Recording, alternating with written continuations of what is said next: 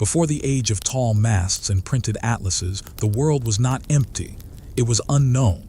Shorelines ended in rumor. Winds carried stories farther than maps could reach.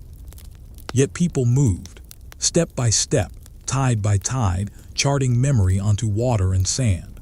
Long before 1500, sailors crossed vast spaces with skill that defies modern assumptions. Polynesian navigators, using stars, swells, and birds, stitched the Pacific into a network of waypoint centuries before European charts reached these seas. In the first millennium BCE, Phoenician mariners threaded the Mediterranean with trade and pilotage, leaving behind ports, alphabets, and practical seamanship. Across continents, knowledge traveled by land. From at least 130 BCE, caravans followed the Silk Road under the Han Dynasty, moving silk, spices, paper, and ideas between East Asia, Central Asia, and the Mediterranean. Geography advanced in libraries as well as on decks. Eratosthenes, in the 3rd century BCE, measured Earth's circumference with sun and shadow, reminding us that many scholars knew the planet was a sphere long before sailing proved it by experience. In the early 1400s, Admiral Zheng He's fleet sailed from Ming China, 1405 to 1433, reaching Southeast Asia, India, and the shores of East Africa. These were deliberate, state-backed expeditions that mapped coasts, negotiated tribute, and recorded harbors, evidence that the ocean was already a highway of contact. By 1453, the fall of Constantinople reshaped trade routes and ambitions. European kingdoms, facing new barriers to Eastern goods, would soon search for paths around Africa and across the Western Sea. The world was not discovered all at once. It was connected in stages, by curiosity, necessity, and courage. Tonight, we follow those stages carefully, separating what is known from what is merely told, so that you can see how the map we inherit was made. If you value calm, carefully sourced history, tap like, subscribe to Sleeping History, and ring the bell. Our journey is quiet, but it is vast. When we say a world in isolation, we don't mean people stood still. We mean most continents grew apart, each weaving its own networks, with only rare threads between them. Afro-Eurasia formed a single web of land and sea routes. The Americas were largely sealed off after the first peopling, and the far Pacific became a constellation of ocean-going societies. This is the landscape into which the later Age of Discovery arrived. Not a blank map, but several detailed maps that simply didn't touch. Across Afro-Eurasia, caravans, ships, and scholarly exchanges stitched together cities from the Mediterranean to East Asia. The best-known spine of this web was the Silk Road, institutionalized under China's Han Dynasty around 130 BCE, linking markets and ideas across deserts and mountains. Silk moved west. Metals, glassware, beliefs, and skills moved east, evidence of steady contact long before European oceanic empires. South of those overland tracks, the sea itself was a highway. By the 1st century CE, the Indian Ocean ran on a seasonal rhythm. Merchants timed departures to the monsoon winds, sailing from Red Sea and Persian Gulf ports to India, and on to Southeast Asia and East Africa. A surviving mariner's handbook, The Periplus of the Erythraean Sea, describes ports, cargoes, and winds with practical precision. Archaeology backs the text. A 9th century Arab shipwreck near Indonesia carried tens of thousands of ceramics and luxury goods, tangible cargo from this long-distance commerce. Along Africa's Swahili coast, port cities such as Mombasa and Zanzibar rose within this network, exporting ivory and gold and importing textiles, beads, and porcelain, coastal societies fluent in the languages of monsoon trade. Over land, another major artery crossed the Sahara. As camels became dominant in Saharan travel from about the 3rd century CE, Large caravans pushed through deserts linking West African goldfield to North African and Mediterranean markets. Between the 7th and 14th centuries, this trade flourished, financing kingdoms such as Ghana and Mali and placing West Africa within the wider Afro-Eurasian economy. Knowledge moved with goods. In 1154, the Sicilian court geographer Al-Idrisi compiled an atlas, often called the Tabula Rogeriana, that described the known world for a Mediterranean audience under a Norman king. It reflects a cosmopolitan information system, Arabic science, Greek learning, and reports from traders and travelers synthesized into maps and geographic text. Even earlier, Hellenistic scholarship had shaped geographic thinking. In the 2nd century CE, Ptolemy's geography set out methods and coordinates for world mapping. Rediscovered and translated into Latin in 1406, it strongly influenced European cartography on the eve of the oceanic turn, evidence that later explorers drew on old books as well as new winds. A related point helps clear a popular myth. Medieval scholars did not, in general, believe in a flat Earth. Since antiquity, educated writers accepted a spherical Earth, and in the 3rd century BCE, Eratosthenes used shadow angles to estimate Earth's circumference with remarkable accuracy. The flat Earth Middle Ages is a 19th century misconception, not a historical consensus. Technology also tightened Afro-Eurasia. The magnetic compass, documented in China and used at sea by the early 1100s, gave mariners reliable direction when stars and coasts were hidden. By the late 12th and early 13th centuries, compasses appear in Islamic and European sources as well. This quiet instrument underwrote safer open ocean navigation long before transatlantic voyages. From China itself, state-backed fleets briefly projected power and protocol across the Indian Ocean. Between 1405 and 1433, Admiral Zheng He led 7 expeditions to Southeast Asia, India, and East Africa. Large, organized ventures aimed at diplomacy and trade, not conquest. After 1433, the program ceased, but the voyages demonstrate how well-mapped and frequented these seas already were. Across the Atlantic, the Americas had their own dense networks, largely independent after the first migrations from Asia during the late Ice Age.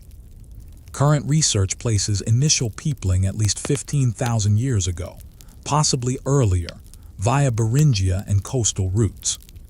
Populations spread and diversified, building societies that traded widely within the hemisphere, but had little sustained contact with Afro-Eurasia until the late 15th century. In Mesoamerica, interregional exchange linked ecological zones. Obsidian, cacao, cotton, salt, feathers, and crafted goods moved along roads and by canoe. Markets became complex institutions. In some regions, cacao beans served as money. This was not isolation from neighbors. It was a self-sustaining web within a sealed hemisphere. South along the Andes, engineering united highlands and coasts. The Inca and their predecessors built the Quihapac-Ñan, an Andean road system stretching tens of thousands of kilometers across deserts, ravines, and peaks. Storehouses, bridges, and relay messengers integrated a vast territory, showing that pre-contact does not mean pre-infrastructure. Did anyone cross the ocean before 1492?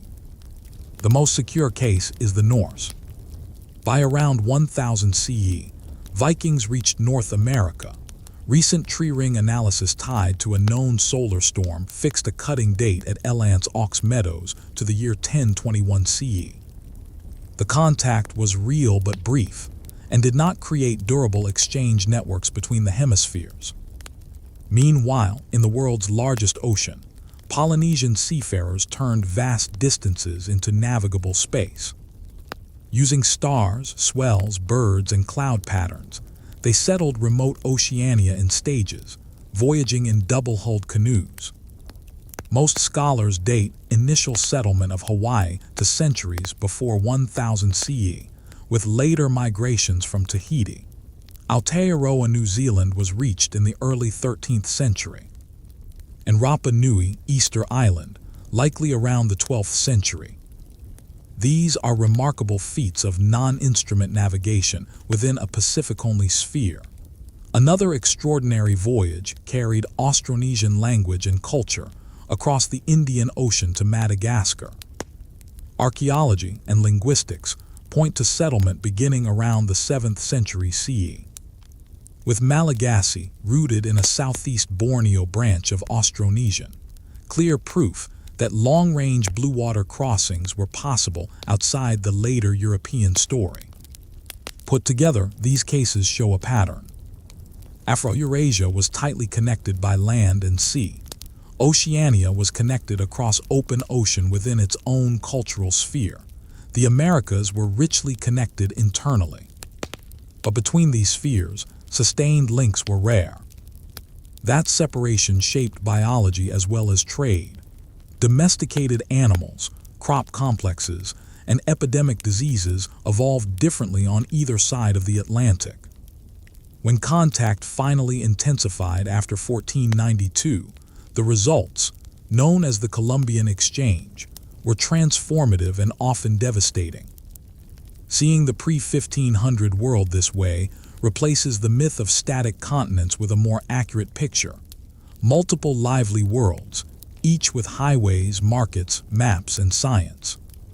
The Silk Road and Indian Ocean routes prove that globalization is older than we think. The Andean road system and Mesoamerican markets show sophisticated American statecraft. Polynesian and Austronesian voyages demonstrate open ocean mastery without metal hulls or sextants. It also reframes the age of discovery. European mariners did not sail into nothingness. They entered into existing systems or collided with separate ones. Their ships carried newer combinations of tools, ocean-going rigs, compasses, portal and experience, plus strong incentives shaped by politics and trade shocks. The fall of Constantinople in 1453 tightened overland access to Eastern goods, nudging some powers toward the seas.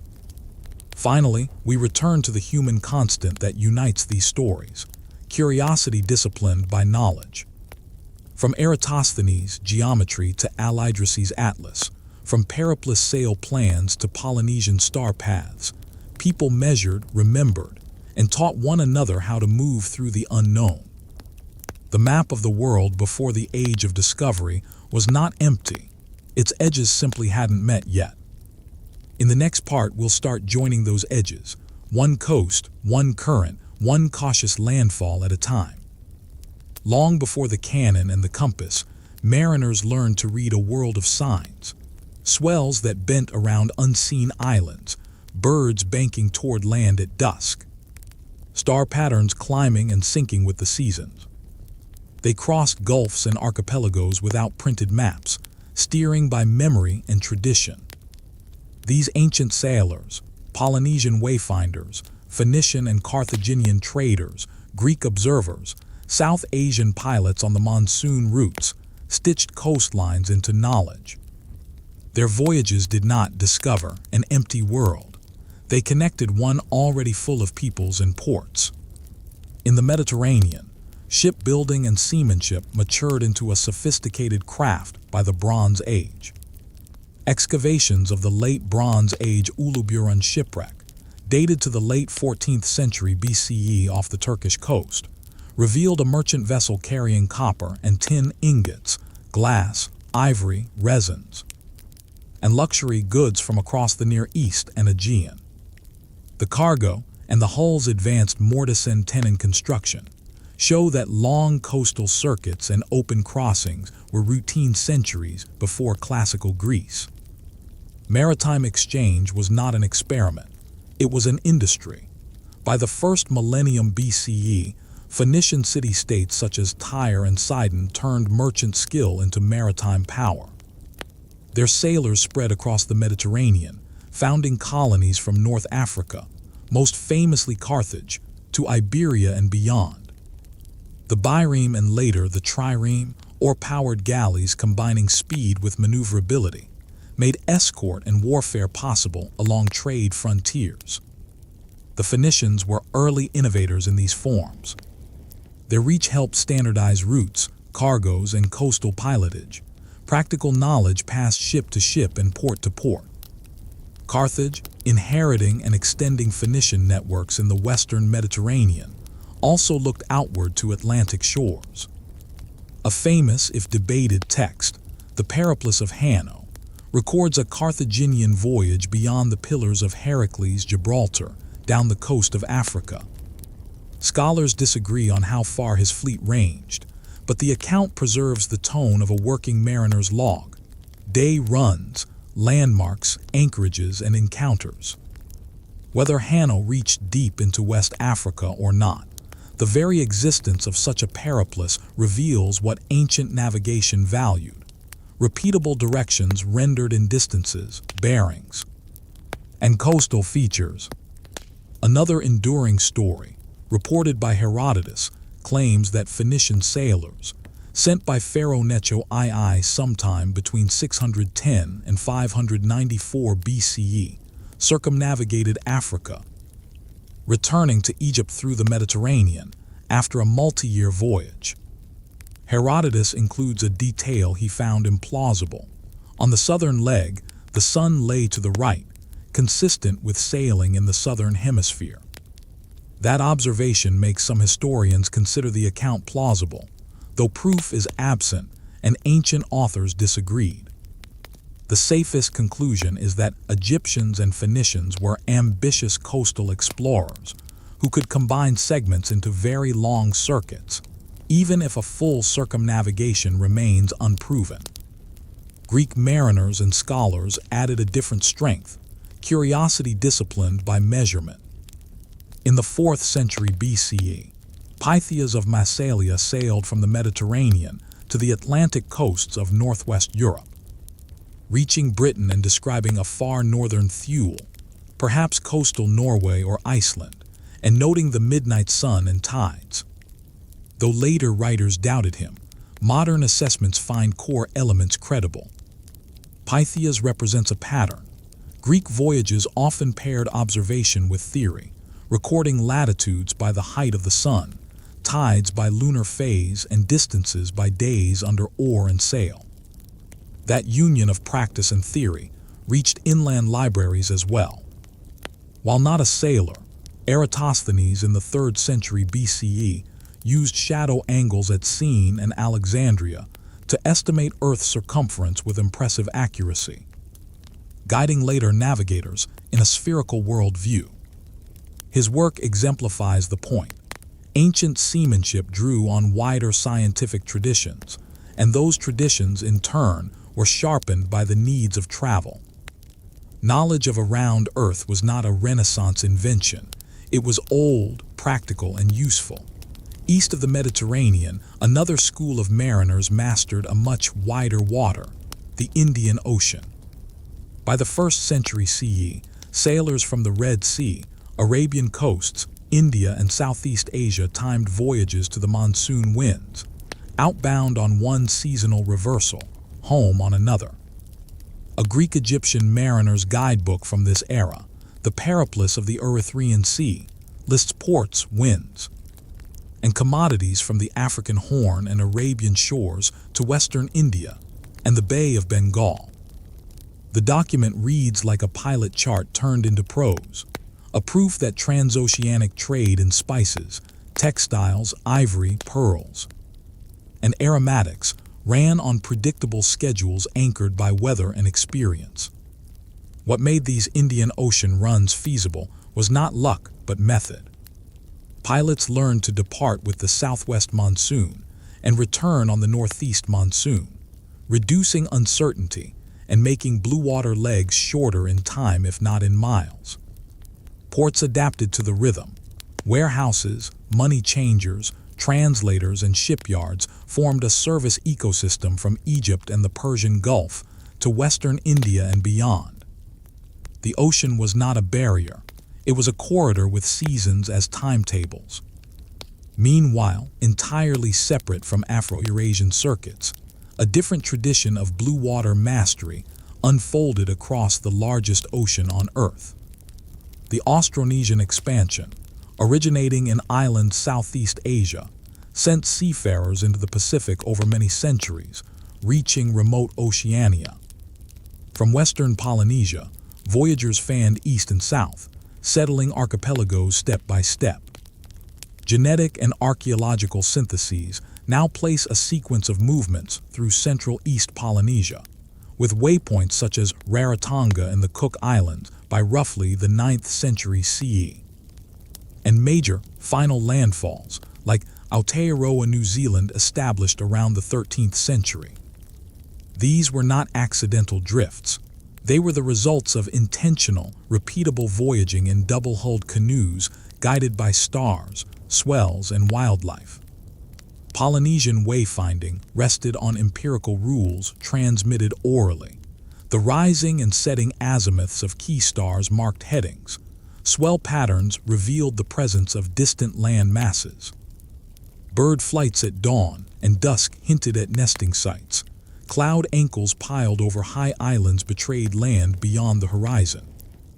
Modern revivals, like the Hokulea voyages without modern instruments, have demonstrated the precision and sustainability of this knowledge system, showing that ancient techniques can complete long open ocean routes today. One of the most remarkable Austronesian crossings ran the opposite direction, across the Indian Ocean to Africa. Linguistics, archaeology, and genetics converge on a settlement of Madagascar by Austronesian speakers beginning in the first millennium CE, likely around the 7th century, with later waves and admixture.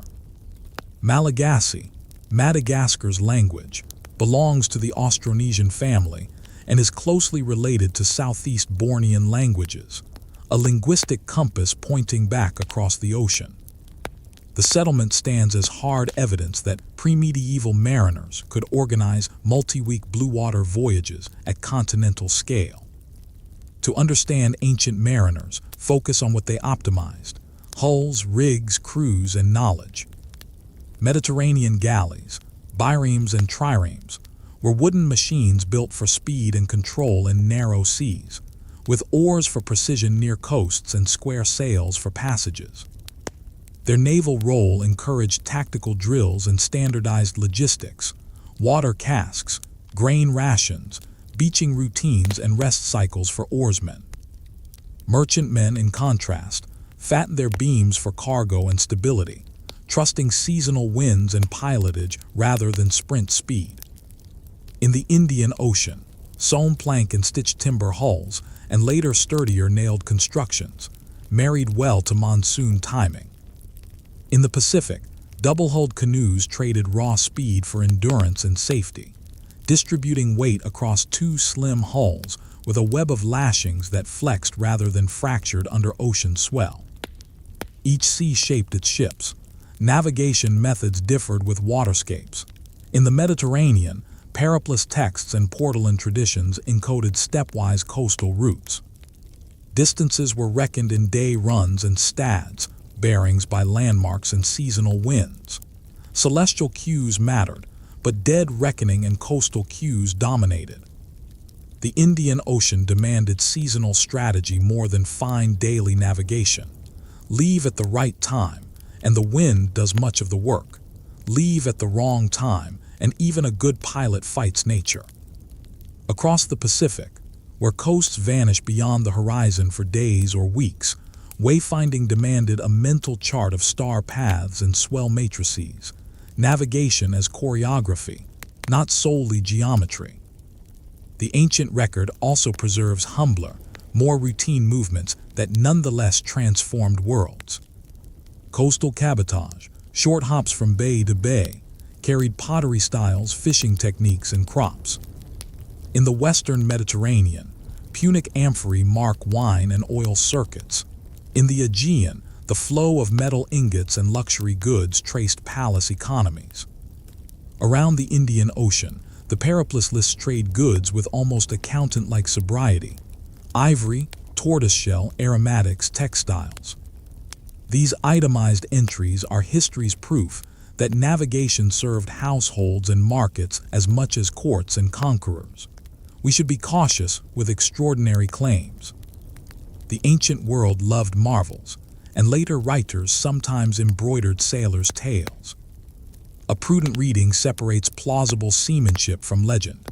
Hanno's guerrilla women, for example, likely reflect misinterpreted encounters.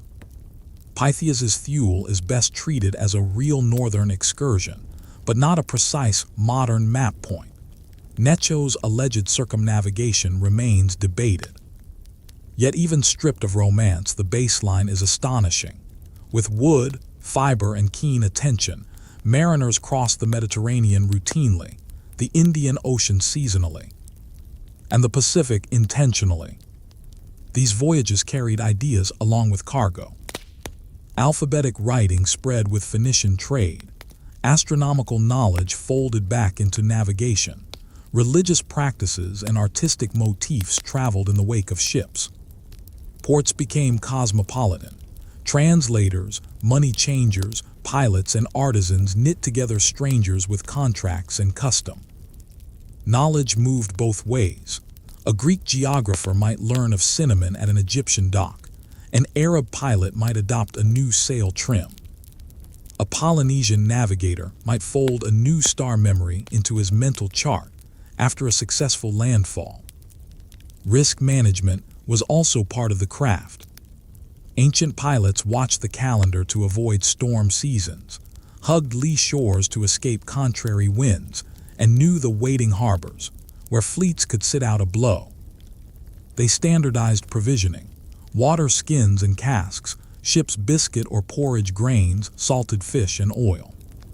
They organized crew hierarchies: helmsmen, bowmen, sail handlers, oarsmen, cooks, and relied on redundancy: spare spars, extra lashings, backup steering oars. These are not romantic details. They are the practical habits that turned one bold crossing into a corridor many could use. If the Mediterranean, Indian Ocean, and Pacific gave humanity three great schools of ancient seamanship, their curricula overlapped. Read the sky, study the sea, remember the route, and respect the season. The differences lay in emphasis. Mediterranean pilots mastered coastal quays and short open crossings. Indian Ocean sailors mastered wind calendars and long arcs between monsoon gyres. Pacific wayfinders mastered non-instrument blue water orientation. None was primitive. All were adaptive, effective, and cumulative. By late antiquity and the early medieval centuries, these methods matured into regional systems that later European mariners would encounter, or, in the Pacific case, learn of much later. When 15th century Europeans pressed outward, they did not invent navigation from nothing.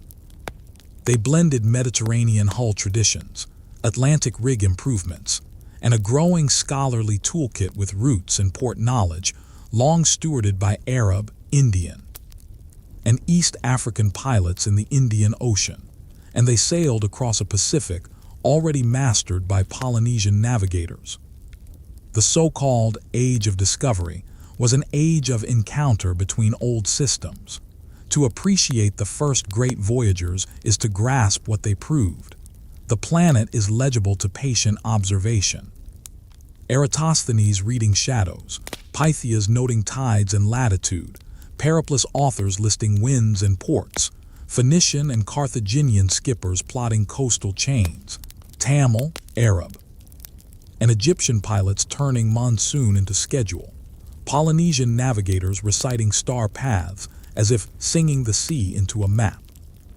Measured together, their achievements show that exploration began not with imperial orders but with problem solving. How to get there, return alive, and teach the next crew. In the next part, we shift from these deep foundations to the moment when knowledge concentrated and accelerated, when medieval scholarship, Indian Ocean pilotage, and state ambition converged. but we carry forward the essential truth learned from the ancients. The ocean yields to attention and memory. The world became knowable long before it became global, because sailors learned to think like water and sky. The story of global exploration is not only the tale of ships and shores. It is also the quiet movement of ideas, mathematics, medicine, astronomy, instruments, paper, and maps, passed hand to hand across languages and empires. From the 8th to the 15th centuries, scholars working in Arabic and Persian created, refined, and preserved knowledge that later pilots and cosmographers would carry to sea. Historians call this period the Islamic Golden Age, not because discovery paused elsewhere, but because Baghdad, Cairo, Cordoba, Palermo, Damascus, Maragha, and Samarkand became engines of translation. Critique and original science. At the center of this movement, Baghdad's Abbasid court supported libraries and scholars often grouped under the name House of Wisdom, Beit al-Letter 1E25 Between the mid-8th and 10th centuries, a sustained, well-funded translation program rendered Greek, Persian, and Indian works into Arabic. Commentaries and new treatises followed. However one reconstructs the institution's exact form, the result is clear. A pipeline from late antiquity into medieval Arabic that kept scientific texts active for use, debate, and improvement. The mathematician M.U. letter 1E25 A.M.M. Adi ibn Musa al-Khwarizmi, active in Baghdad around 820, exemplifies the fusion of translation and innovation. His algebra text, Al-Jabr wal-Muqabala, organized equation solving into a method. His astronomical tables and arithmetic books helped normalize Hindu-Arabic numerals. Latin translations, circulating by the 12th century, carried both algebra and the place value system into European schools, setting the stage for later computation and navigation. A navigational revolution needs instruments, and here too, the Arabic-speaking world played a crucial role. The planispheric astrolabe, known since late antiquity, was refined and widely used in the Islamic world for timekeeping, determining Qibla, teaching astronomy, and in adapted Mariner-S forms, for taking stellar and solar altitudes at sea. In Al-Andalus, the instrument maker and astronomer Al-Zarqali, Arzeshel d. 1100, developed a latitude-independent Safia, plate that spread to European users, while the Toledan tables he helped finalize around 1080 became a standard astronomical reference in Latin Europe. In the Indian Ocean, practical latitude sailing drew on simple, robust devices alongside sky knowledge. The camel, a small board on a knotted cord, allowed pilots to measure the elevation of Polaris or other reference stars, and thus maintain latitude on long monsoon arcs. Sources tie its invention to Arab navigators by the 9th–10th centuries, and museums and education projects still demonstrate its use today. Such tools, paired with the seasonal wind timetable, made blue water passages safer and repeatable. Optics and method also advanced. Ibn al-Haytham al-Hazan, 965, c. 1040, working in Cairo, challenged extramission theories of vision and argued, experimentally, that sight occurs when light enters the eye. His book of optics combined geometrical analysis with controlled observation and use of the camera obscura. Historians of science often highlight his approach as an early, rigorous articulation of experimental method. These habits, prediction, test, revision, percolated through later scientific practice, including astronomical observing traditions. Medical scholarship shows the same pattern of synthesis and transmission. Ibn Sina, Avicenna, 980–1037, compiled the Canon of Medicine, a carefully organized encyclopedia that, once translated into Latin, became a core textbook at European universities for centuries. The canon's authority waned only in the early modern period. But during the High and Late Middle Ages, it structured curricula from Montpellier to Padua, evidence of sustained intellectual exchange across confessional and linguistic lines. Knowledge moved west not only by books traveling, but by people translating. In 12th century Toledo, recently incorporated into Christian Castile but still multilingual, Gerard of Cremona and colleagues rendered Arabic works into Latin. Ptolemy's Almagest, via Arabic, algebra, medicine, and astronomical tables among them. This Toledo school of translators supplied Europe with a working library of science at the very moment universities were solidifying. Sicily offered another bridge. In Palermo, the Norman king Roger II, R 1130-1154, employed the Moroccan-born geographer Al-Idrisi to compile a descriptive atlas of the world. Completed in 1154, the Nujat al-Mushtaq, known in Latin as the Tabula Rogeriana, combined traveler interviews and earlier geographic learning into 70 sectional maps and a celebrated South-up world image. By placing ports, regions, and distances in a single surveyed whole, Al-Idrisi helped make the inhabited world legible to statesmen and sailors alike. Tools for thinking travel on cheap, durable media and papermaking mattered. After 751, techniques of paper manufacture spread westward from China, with production established in places like Samarkand and Baghdad and later reaching Al-Andalus. By the 12th and 13th centuries, paper supported a bloom of copying, commentary, and bookkeeping that parchment alone could not have sustained. Affordable paper amplified the translation movement and the circulation of tables, star lists, and navigational notes. Astronomers built observatories and zij, astronomical handbooks with parameter tables, across the Islamic world.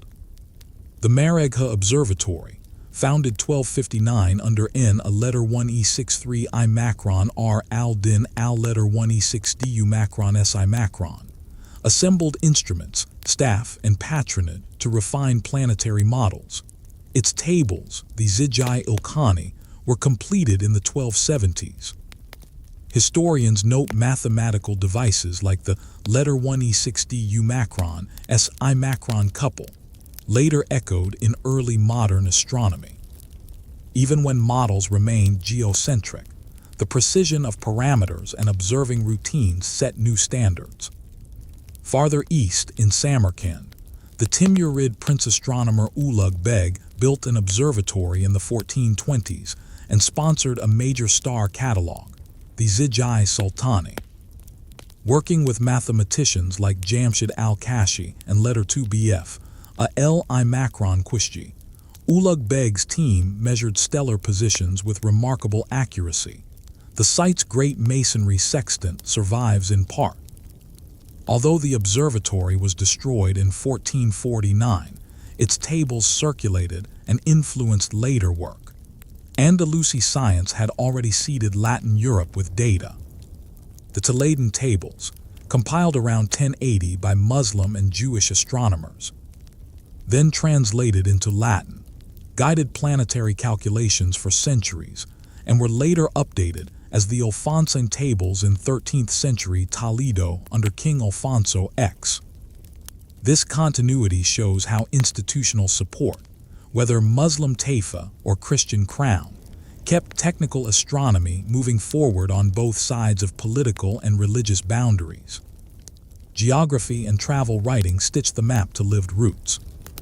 Ibn B, a letter 1E6D, letter 1E6D, Umacron, letter 1E6D, a 1368/1368/69 or 1377, traversed roughly 75,000 miles across North and East Africa, the Middle East, Central and South Asia, and beyond, dictating his R.I. letter 1E25L in 1353.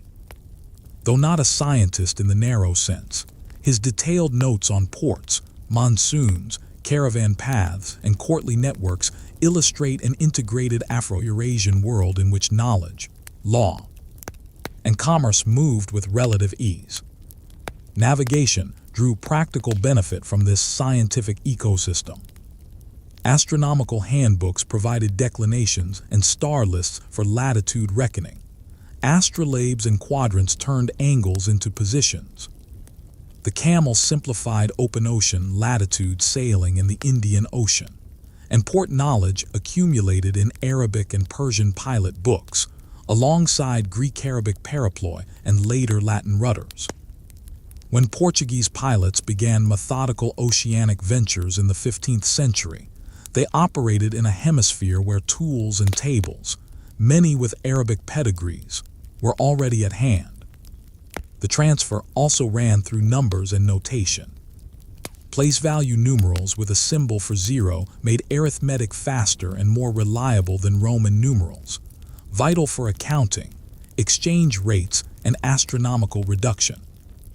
After contact with Arabic texts, Fibonacci's Liber Abaci, 1202, popularized Hindu-Arabic numerals among European merchants and technicians, aligning commercial practice with the computational needs of astronomy and navigation. None of this should be mistaken for a simple story of preservation. Scholars wrote original critiques and models.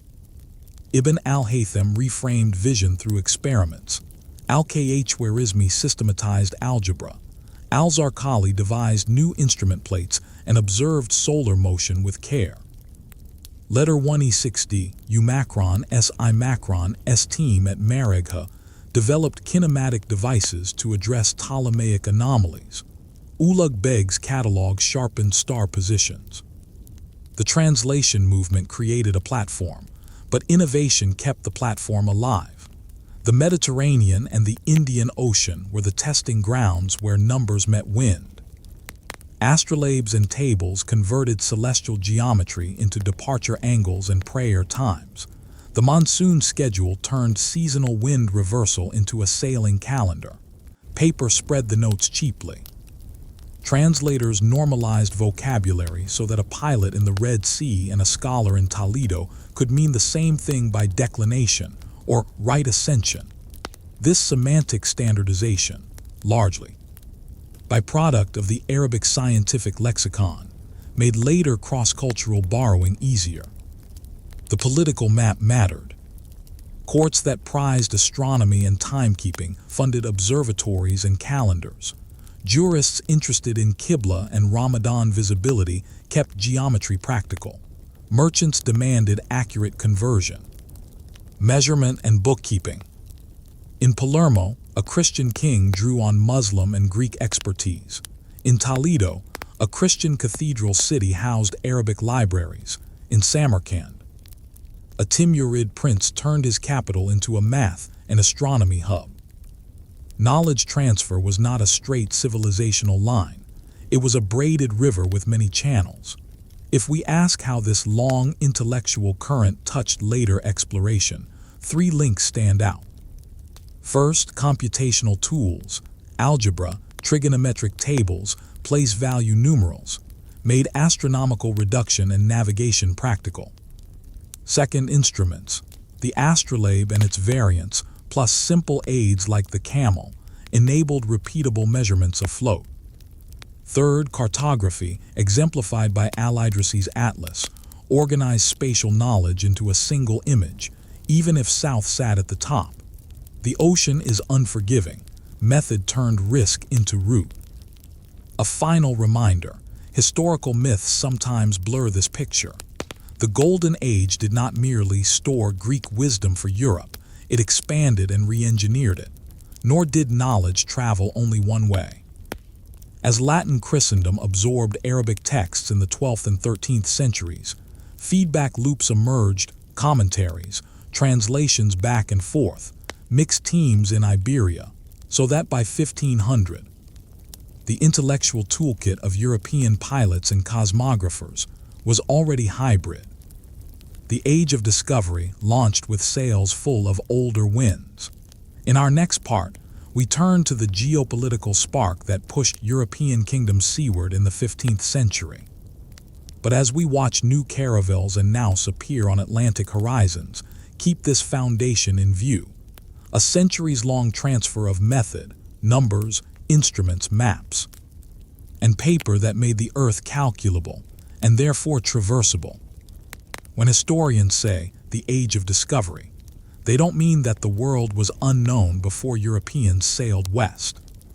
They mean Europe, after centuries on the margin of older Afro-Eurasian and Pacific networks, began carving durable sea lanes that tied its economies to distant coasts.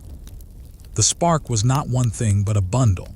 Changing geopolitics after 1453, old instruments used in new ways, better hulls and rigs, and rulers willing to risk capital and prestige for spices, gold, and souls. In May 1453, the Ottoman conquest of Constantinople severed the last thread of the Byzantine world and reshaped Mediterranean commerce. Overland routes to luxury goods did not vanish, but rents and risks shifted. Italian middlemen adapted. Iberian courts, newly ambitious, looked to the sea. The fall of the city also sent Greek-reading scholars west with books and skills that fed Europe's appetite for astronomy, geography, and mathematics, the very disciplines sailors would need. The technical package was already maturing. By the 12th and 13th centuries, European mariners had adopted the magnetic compass, and pilots were plotting courses on increasingly precise portolan charts laced with rum lines. These charts, born in the Mediterranean shipping world, were practical, incremental products of thousands of voyages, not speculative wall maps. They allowed pilots to go port to port without hugging every headland. Shipwrights, meanwhile, combined northern and Mediterranean traditions into flexible ocean craft. The nimble caravel, light, carvel-built, often lateen-rigged, could claw to windward along hard coasts or range outward to test unknown breezes.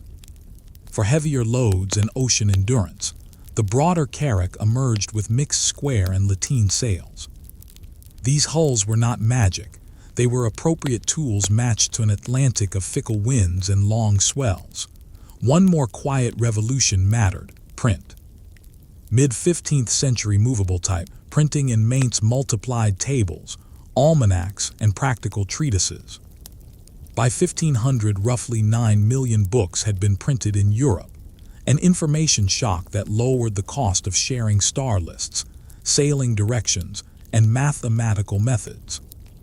The press did not invent navigation, but it accelerated standardization, training, and critique. Against this backdrop, Portugal acted first with sustained purpose. Under the Avi's dynasty, and especially during the long arc of patronage associated with Infante Dom Henrique, Prince Henry the Navigator, Portuguese captains pushed down the Atlantic facade of Africa in the 1400s. Modern historians avoid the legend of a formal school of navigation at Sagres. What mattered was a court that financed voyages, gathered pilots, and learned by doing. The early steps solved Atlantic problems one by one. The Madeira group was visited around 1419, the Azores in the 1420s, 1430s, and settlement followed. Sugar quickly turned those volcanic islands into laboratories of plantation agriculture tied to European markets. Island colonization generated cash flow, seamanship, and meteorological knowledge, training for harder southern coasts. Sailors then faced a psychological and practical barrier: Cape Bojador, a reef-line point the older pilots called the point of no return. In 1434, Gil Eanes broke that spell, running beyond Bojador and coming home to tell the tale. It was not the first hard cape in history, but its defeat opened the next 100 leagues of coast and showed patrons that experience, not rumor, should decide where a ship could go. As ships worked farther south, knowledge of winds became strategy. Portuguese pilots learned the Volta do Mar, The turn of the sea. When returning from the Canaries or Madeira, you first stand out into the Atlantic, find the westerlies of the North Atlantic gyre, and ride them home. That counterintuitive arc, sailing away from Portugal to reach Portugal, was a small conceptual leap with large consequences, because it turned the Atlantic's wind engine into a timetable. These voyages were not only experiments, they were enterprises. The gold trade on the Upper Guinea coast and islands of the Gulf of Guinea lured investors. In 1482, the Portuguese crown built São Jorge de Mina, Elmina Castle, on the Gold Coast to control that commerce. Over time, those same Atlantic circuits fed the transoceanic slave trade. The economic and human costs of this age were present from the beginning, not only after 1492. By the 1480s, a clearer objective was in sight: find a sea route to the Indian Ocean around Africa. In 1488, Bartolomeu Dias pushed south in heavy weather, rounding the stormy tip of Africa before turning back, proof that an eastern ocean lay beyond. King Joel II renamed the promontory the Cape of Good Hope, a statement of intent as much as geography. Less than a decade later, Vasco da Gama sailed from Lisbon with a small squadron, the São Gabriel, São Rafael, the Caravel Berrio, and a storeship, carrying stone padros to stake claims and interpreters to ease port negotiations. He rounded the Cape, worked up the East African coast, and reached Calicut, Kozhikode, on India's Malabar coast in May 1498. With this, the old Afro-Eurasian Sea Road acquired a European end cap. What made da Gama's voyage European was not that he discovered a new ocean, local pilots, ports, and monsoon schedules had long knitted the Indian Ocean together, but that he linked Lisbon into that existing network by force and treaty. In the years that followed, the Crown tightened control through the Casa de India, Cardaises, safe conduct passes, and cannon on the broad-beamed carracks. Spices that once moved through Mamluk, Venetian, and other hands could now be taxed in Lisbon. Parallel to the African push came an Atlantic gamble from Castile. In August 1492, Christopher Columbus departed Palos with 3 ships, the Nina, Pinta, and Santa Maria, backed by the Catholic monarchs not to prove the earth round, but to reach Asia by a western route and outflank Ottoman-controlled choke points.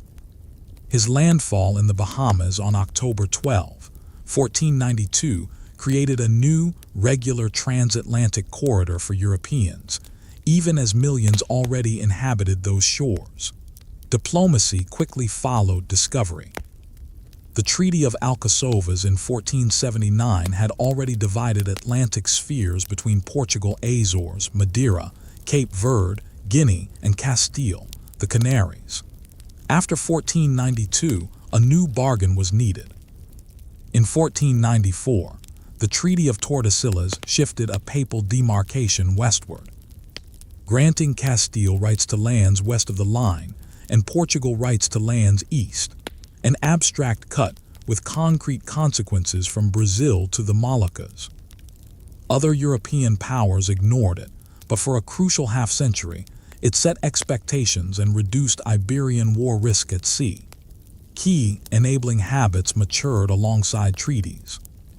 Pilots logged latitudes with mariners' astrolabes and quadrants, dead-reckoned longitudes, carried rudders distilled from Portolan practice, and sailed by printed ephemerides. None of these techniques was flawless, but together they made error survivable and passage repeatable. The compass was not new, the stars were not new, and monsoons were ancient. The novelty lay in system and scale. We should pressure test the romantic story. Prince Henry did not personally navigate, he sponsored. Columbus did not discover an empty world, he connected worlds with violent outcomes. Dias did not map every shoal beyond the Cape, he proved a passage. And the tide that floated caravels also floated slaving voyages and conquest. To understand the era's acceleration, We have to hold technology, profit, faith, and coercion together in the same frame. Consider the Atlantic islands again. Colonization of Madeira and the Azores produced sugar for export, drawing in enslaved labor by the mid-15th century and creating templates later scaled in Brazil and the Caribbean. Lagos, a Portuguese port, became a nexus for early slave sales from West Africa in the 1440s. The beginning of European oceanic reach was also the beginning of a new Atlantic slavery system. On Africa's coast, Portuguese agents married Fort, Cross, and Ledger. Elmina, 1482, anchored the gold trade and under later rulers fed the slave trade. Farther east, alliances and confrontations with Swahili city-states opened harbors for India runs. Europe entered an already global ocean with cannon, claims, and cash, and found partners and enemies prepared to negotiate on their own terms. The map in European minds changed almost monthly. Letters from Columbus, reports from Diaz and Gama, and copied portolans circulated through courts and counting houses. Gutenberg's press turned single manuscripts into many, so that an astronomical table calculated in one city could guide a helmsman far away. The information revolution of print and the mobility revolution of sail reinforced each other. Why did Iberia move first? Geography, an Atlantic frontage facing the trades and westerlies. Politics, centralized crowns ready to harness merchants and pilots. Military habit, the Reconquista had trained elites to combine faith and force. And timing, Mediterranean portolans and compasses had matured just as printing democratized technical knowledge. None of these alone sufficed. Together, they created a flywheel. By the year 1500, the pattern was set. Portugal held a hinge at the Cape and a fort on the Gold Coast. Its pilots could ride the Volta home and work the monsoons east. Castile had shattered the Atlantic barrier and begun claiming islands and mainlands across the Western Ocean. A papal line, Tordesillas, sketched a provisional peace while competition, commerce, and conversion gathered speed.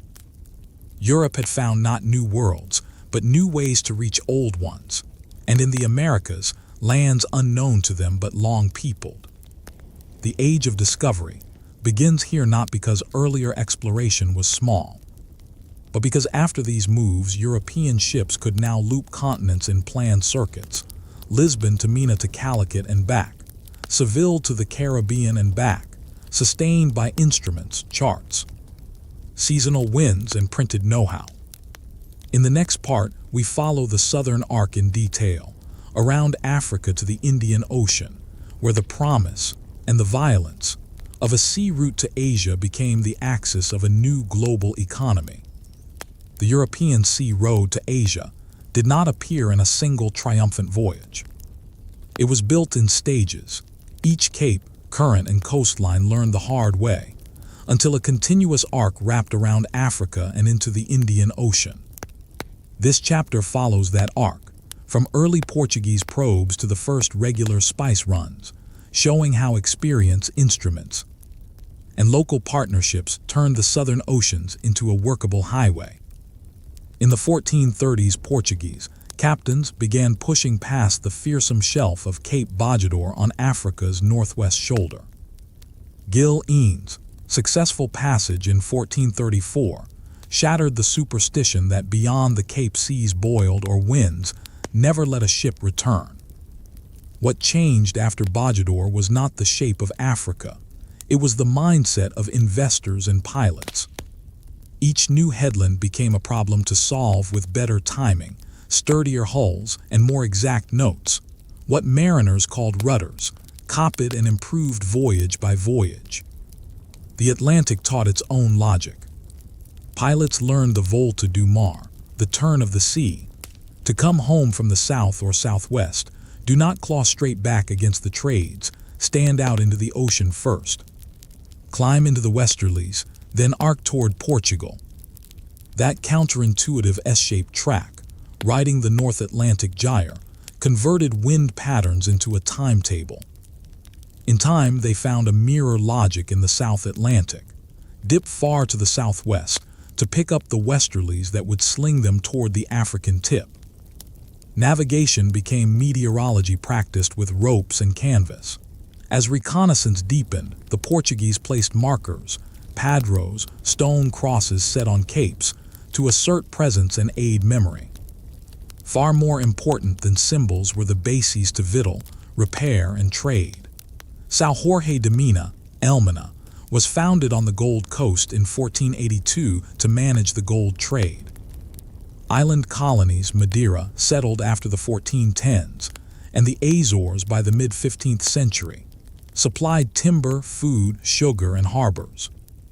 These outposts formed the ladder down which long voyages could safely climb. The key breakthrough on Africa's southern flank came in 1488, when Bartolomeu Dias, blown far south by storms, curved back to sight the continent's southeastern coast. He had rounded the southern tip. Dias called it the Cape of Storms. King Joe II renamed it the Cape of Good Hope, signaling strategy over fear. Dias did not map every shoal or current, but he proved the idea that mattered. There was an ocean beyond, and therefore a way to India. Technology helped, but there was no single silver bullet. The caravel, light, handy, with lateen sails, was ideal for probing coasts and tacking against headwinds.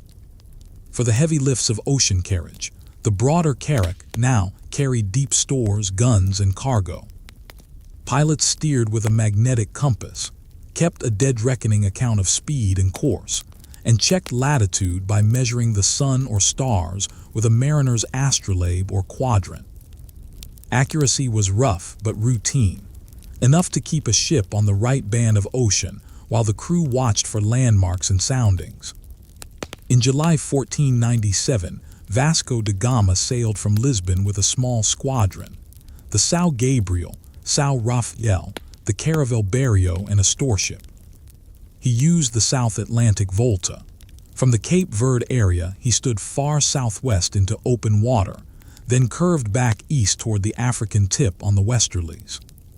After passing the stormy cape late in the year, he worked up the southeast coast, watering at places like Mossel Bay, and moved north along Sofala and Mozambique, waters already enmeshed in the Indian Ocean's long-standing trade. On the East African littoral, he met city-states of the Swahili coast, Kilwa, Mombasa, Malindi, Muslim-ruled ports that had been trading with Arabia, India, and beyond for centuries. There da Gama sought pilots, information, and provisions. A local navigator from Malindi, identity debated by modern scholars, but not the legendary figure later romanticized, guided him onto the open sea at the right season to cross with the monsoon toward India. This is the real hinge. Portuguese seamanship joined Indian Ocean knowledge rather than replacing it. In May 1498, da Gama made landfall on India's Malabar coast, reaching Calicut, Kozhikode, a major spice port in a competitive regional system. The reception was mixed. Merchants assessed him as a newcomer without the goods or trusted relationships needed for profitable exchange. Local politics and rivalries shaped every negotiation. Still, the voyage proved a Lisbon-India loop could be sailed. The return in 1499 was brutal. Scurvy and storms killed many, but a route existed that could be repeated and improved. The Crown moved quickly from proof to policy. Within 2 years, a larger squadron under Pedro Álvares Cabral sailed for India, accidentally striking land in the western Atlantic, Brazil, before turning the Cape and heading for the Indian Ocean. At Calicut, conflict escalated into violence. Portuguese strategy shifted toward establishing fortified factories at friendlier ports like Cochin and Cananor, and using naval power to force favorable terms. The enterprise hardened from experiment into a system. That system, later called the Estado de India, rested on 3 pillars: control of key choke points, a pass regime, and superior gunnery at sea. under the first viceroy, Francisco de Almeida from 1505, and his successor Afonso de Albuquerque from 1509, the Portuguese captured or coerced strategic nodes. They took Goa on India's west coast, 1510, as an administrative hub, seized Malacca on the Malay Peninsula, 1511, to reach the Spice Islands, and imposed authority at Hormuz, 1515, to pressure the Persian Gulf.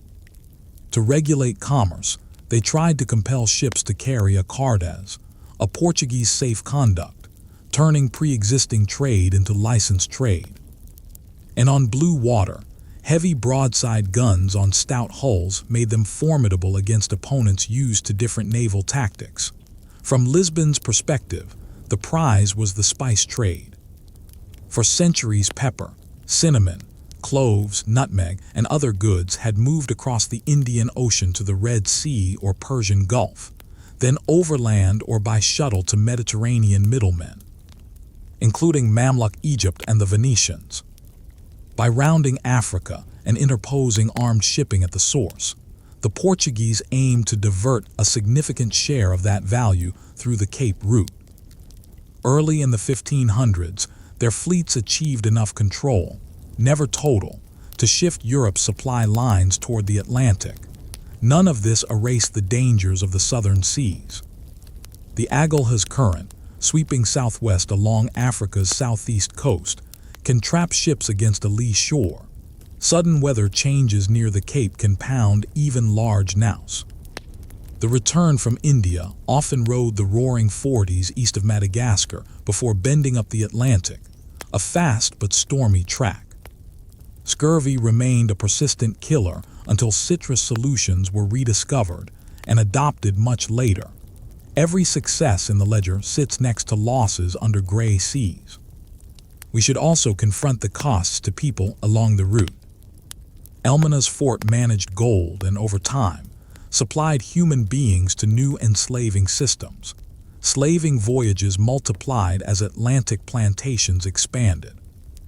On the East African coast, shifting alliances and Portuguese demands sparked wars, sieges, and reprisals. In the Indian Ocean, coercion and blockade burned towns and broke fleets, especially during the 1500s battles that culminated in decisive Portuguese victories like the Battle off Diu, 1509. A new route to the east was not only a corridor for pepper, it was a pipeline for power. What then made the rounding of Africa historically decisive? First, it created a predictable season-linked circuit, the Carrera de India, that could be sailed annually. Departures from Lisbon clustered to catch winds down to the Cape. Homeward fleets waited in India for the return monsoon, then ran hard across the South Indian Ocean, rounded the Cape, and rose on the South Atlantic trades and westerlies back to Europe. Regularity transformed a daring idea into a maritime business cycle. Second, the route reweighted the global map. Atlantic ports, Lisbon, then later Antwerp and other northern harbors, pulled commerce away from older Mediterranean funnels. Mamluk and Venetian revenues from Red Sea and Levant traffic declined. Ottoman sultans responded by contesting the Indian Ocean in the mid-16th century, while other European powers watched, learned, and prepared to enter. The Cape route did not end history in the Mediterranean, but it did redirect the flow of its richest cargoes. Third, method spread. Printed rudders and charts, increasingly compiled from Portuguese experience, circulated. Instrument use became more standardized, and geographic knowledge hardened into better world maps.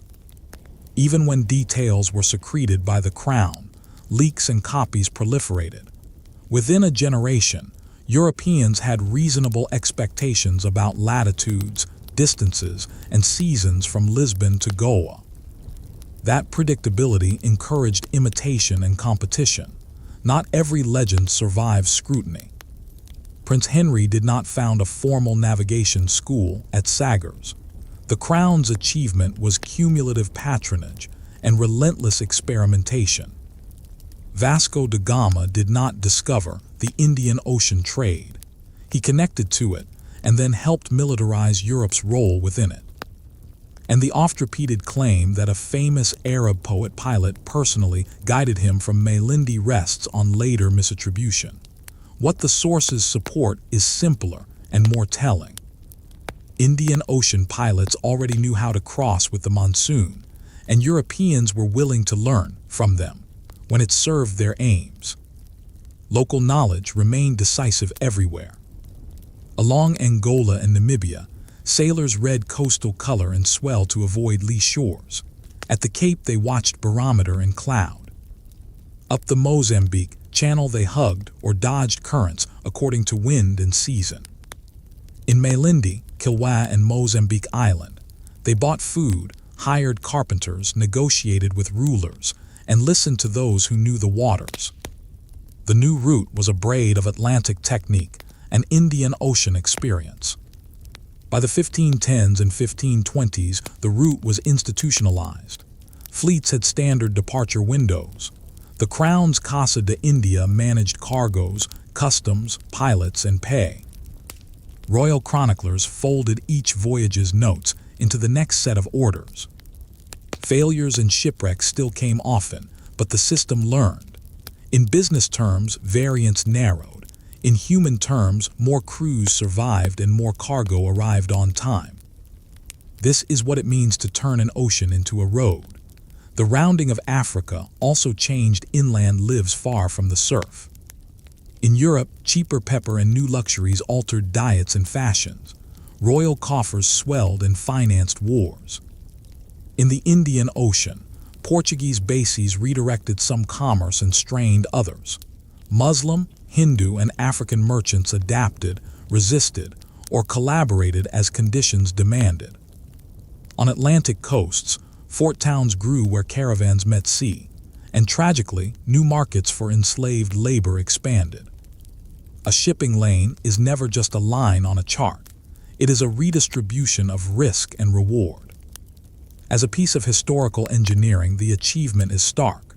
A late medieval kingdom used modest tools, wooden ships, iron guns, star tables, and printed notes to link wind systems across two hemispheres and attach itself to an older Asian trade world. That linkage tipped the balance of wealth and power toward the Atlantic for centuries. But it also set patterns of violence, monopoly, and extractive rule that others would copy and contest, from the Cape of Good Hope to the Straits of Malacca. Stand again at the Cape in your mind's eye. Cold swells pushing east, winds shouldering canvas, a lead line thudding the bottom, clouds racing low. To early crews, the headland looked like the end of the world. To their patrons, it became a hinge. Beyond it lay a sea whose seasons could be read and whose ports could be reached if you left at the right time, hired the right pilot, and were willing to pay, or force, the price. That is how rounding Africa turned from rumor into route, and how a European edge of the map became, for a time, its center. When Christopher Columbus sailed from Palos on 3 August 1492, he did not set out to prove the earth was round. Educated Europeans already accepted that. He sailed to reach Asia by a shorter western route, betting on a smaller earth and on winds he believed would carry him quickly to Sipungu, Japan. The gamble opened a durable transatlantic corridor that would reorder maps, markets, and peoples. The fleet Nina, Pinta, and Santa Maria was fitted out in Andalusia with the backing of the Catholic monarchs and vital support from the Pinzon brothers, celebrated pilots of the Tinto, Odile coast. Santa Maria, Columbus's flagship, was a round-bellied carrack, a now, not a caravel. The other two were smaller, handier caravels. Their mix of rigs and hull form suited an Atlantic of trades and westerlies. Before departure, Columbus assembled a case that Asia lay within reach.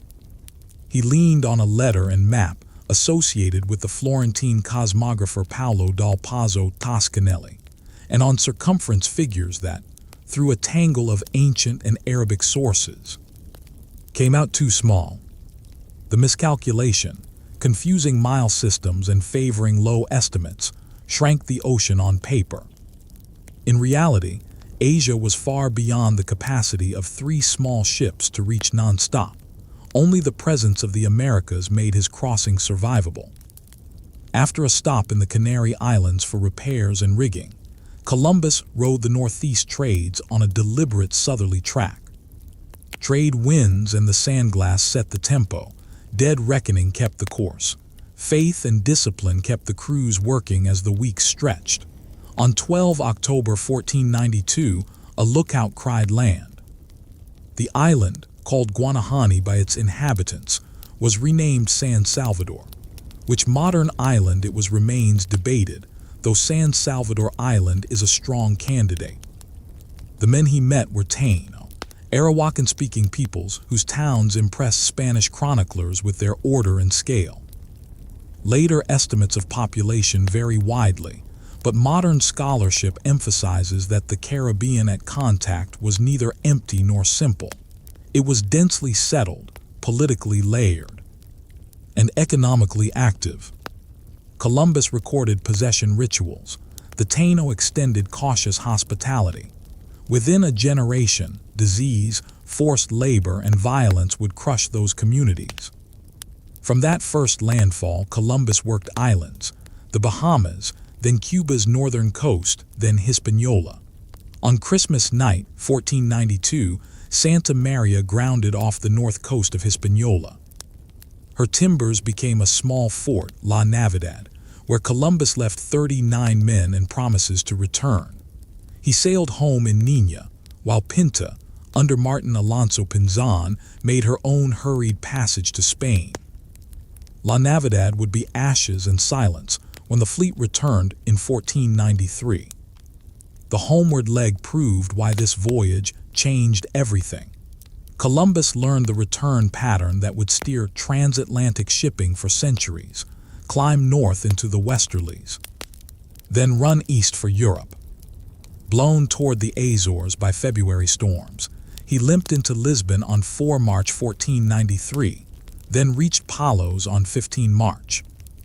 Within days, his letter announcing many islands, inhabited by numberless people, raced in Latin through Europe's presses, print converting a private landfall into a public event. The geopolitical ripples were immediate. Earlier, in 1479, Castile and Portugal had sketched spheres in the Atlantic at Alcazovas. Now a new division was demanded. Papal bulls in 1493 favored Castile. Negotiation yielded the 1494 Treaty of Tordesillas, shifting a line of demarcation westward and awarding Portugal claims east of that meridian. The line was theory, not physics, but it lowered war risk between Iberian powers and framed imperial expectations, from Brazil to the Moluccas. Historians call the next part the Columbian Exchange, a transoceanic swap of organisms, peoples, and ideas. From Europe, Africa, and Asia to the Americas came diseases like smallpox and measles, grains like wheat, animals like horses and cattle. From the Americas outward came maize, potatoes, cassava, tomatoes, chilies, cacao, and more. The demographic consequences in the Caribbean and much of the Americas were catastrophic. The ecological and dietary consequences worldwide were transformative. Corrections matter here. Columbus did not discover an empty land. Millions already lived in the Americas. Nor did he prove a round earth. Eratosthenes had measured it in the 3rd century BCE. And medieval textbooks like Sacrobosco's De Sphera taught sphericity. The popular flat earth story is a 19th century invention, spread by polemical histories and romantic biographies. What Columbus did was open a regular, state-backed sea lane that forced separate hemispheres into accelerating contact. Even within his lifetime, Columbus's interpretation of what he had reached frayed. He insisted to his death that these were outliers of Asia, perhaps the fringes of Cathay or the fabled island realms of the East. But cartographers, fed by new voyages, began to redraw the world. In 1507, Martin Waldseemüller published a wall map that treated the western lands as a separate continent and labeled it America, after Amerigo Vespucci's widely read accounts. Naming stuck faster than theory. The image retrained Europe's eyes. The voyage also unlocked a feedback loop between ocean and press. Columbus's 1493 letter was printed, translated, and recopied at a speed impossible in the manuscript age.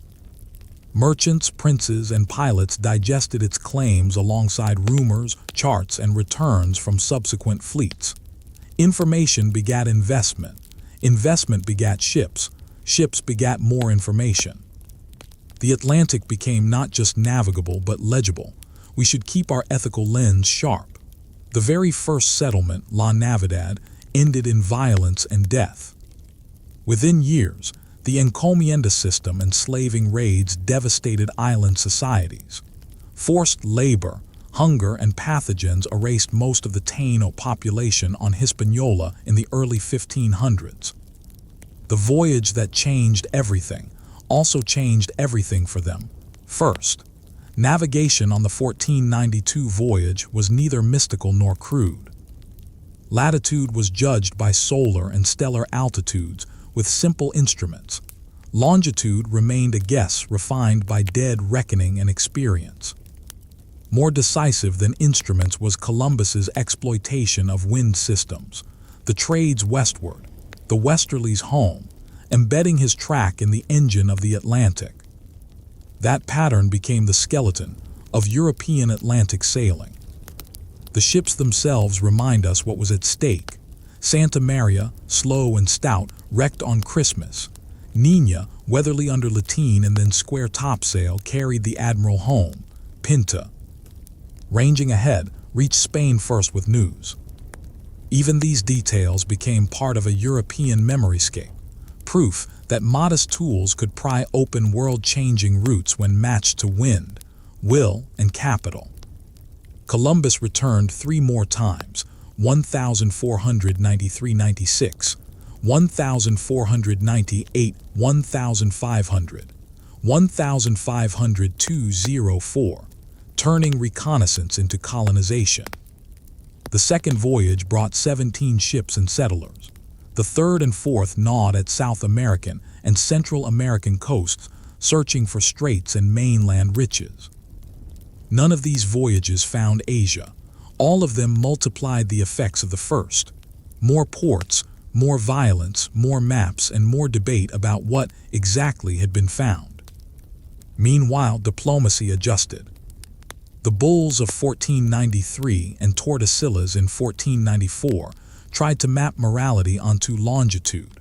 Rival powers would soon ignore those lines, especially once Portuguese voyages rounded Africa to India, and later, Spanish ships would circumnavigate the globe.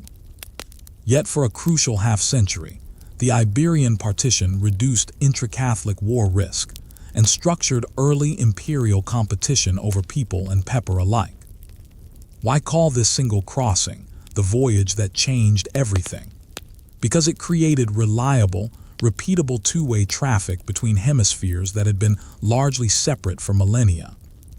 That corridor unlocked flows of species, silver, slaves, and state power that rewired economies from Seville to Beijing. The route's existence made new winners and losers. It sundered old monopolies and made new ones. It tightened a loop between oceanic experience and printed knowledge that ushered in acceleration. It is also the archetype of how exploration really works. Not clean discovery, but noisy encounter. Columbus arrived with borrowed ideas, flawed numbers, and solid seamanship. He met complex societies with their own histories. The result was neither a simple triumph nor a simple tragedy. It was a hinge, and hinges creak. The consequences, ecological, demographic, political, still frame the modern world. In our next part, the horizon widens again, from one admiral's misconception to a circumnavigation that finally measured ocean by experience. But before we sail on, hold the image that most reshaped Europe's mental map. A 1507 print shop where Waldseemüller's woodblocks pressed America onto paper. The word would outlast its maker. The corridor Columbus opened gave it continents to name. The first voyage to circle the earth was not the work of one hero, but the grinding labor of many. Pilots and carpenters, gunners and scribes, royals who risked money, and interpreters who bridged languages. Its planner, Ferdinand Magellan, Fernão de Magalhães in Portuguese, would die halfway. Its finisher, Juan Sebastián Elcano, would nurse a single ship across 2 oceans home. Between them lay the proof that seas connected, that the Pacific was vast beyond European estimation, and that a line on a papal map could not hold an impatient world. The expedition's purpose was strictly strategic. Since 1494, the Treaty of Tordesillas had divided new claims between Portugal and Castile, Spain, by a meridian in the Atlantic. Spices, the most valuable small cargo on Earth, came from the Moluccas in Southeast Asia. If those islands fell on Spain's side of the globe's far half, a westward route would let Castile tap the trade without trespassing on Portugal's African and Indian Ocean highway. Magellan, a veteran of Portuguese service in the Indian Ocean who had fallen out with his king, pitched exactly that solution to young Charles I of Spain, later Emperor Charles V. The royal project took shape at Seville in 1519. 5 ships were purchased and fitted: the flagship Trinidad, San Antonio, Concepcion, Victoria, and the smaller Santiago. Crews totaled roughly 270 men: Spaniards, Portuguese, Italians, Frenchmen, Germans, Greeks, and a handful from further afield.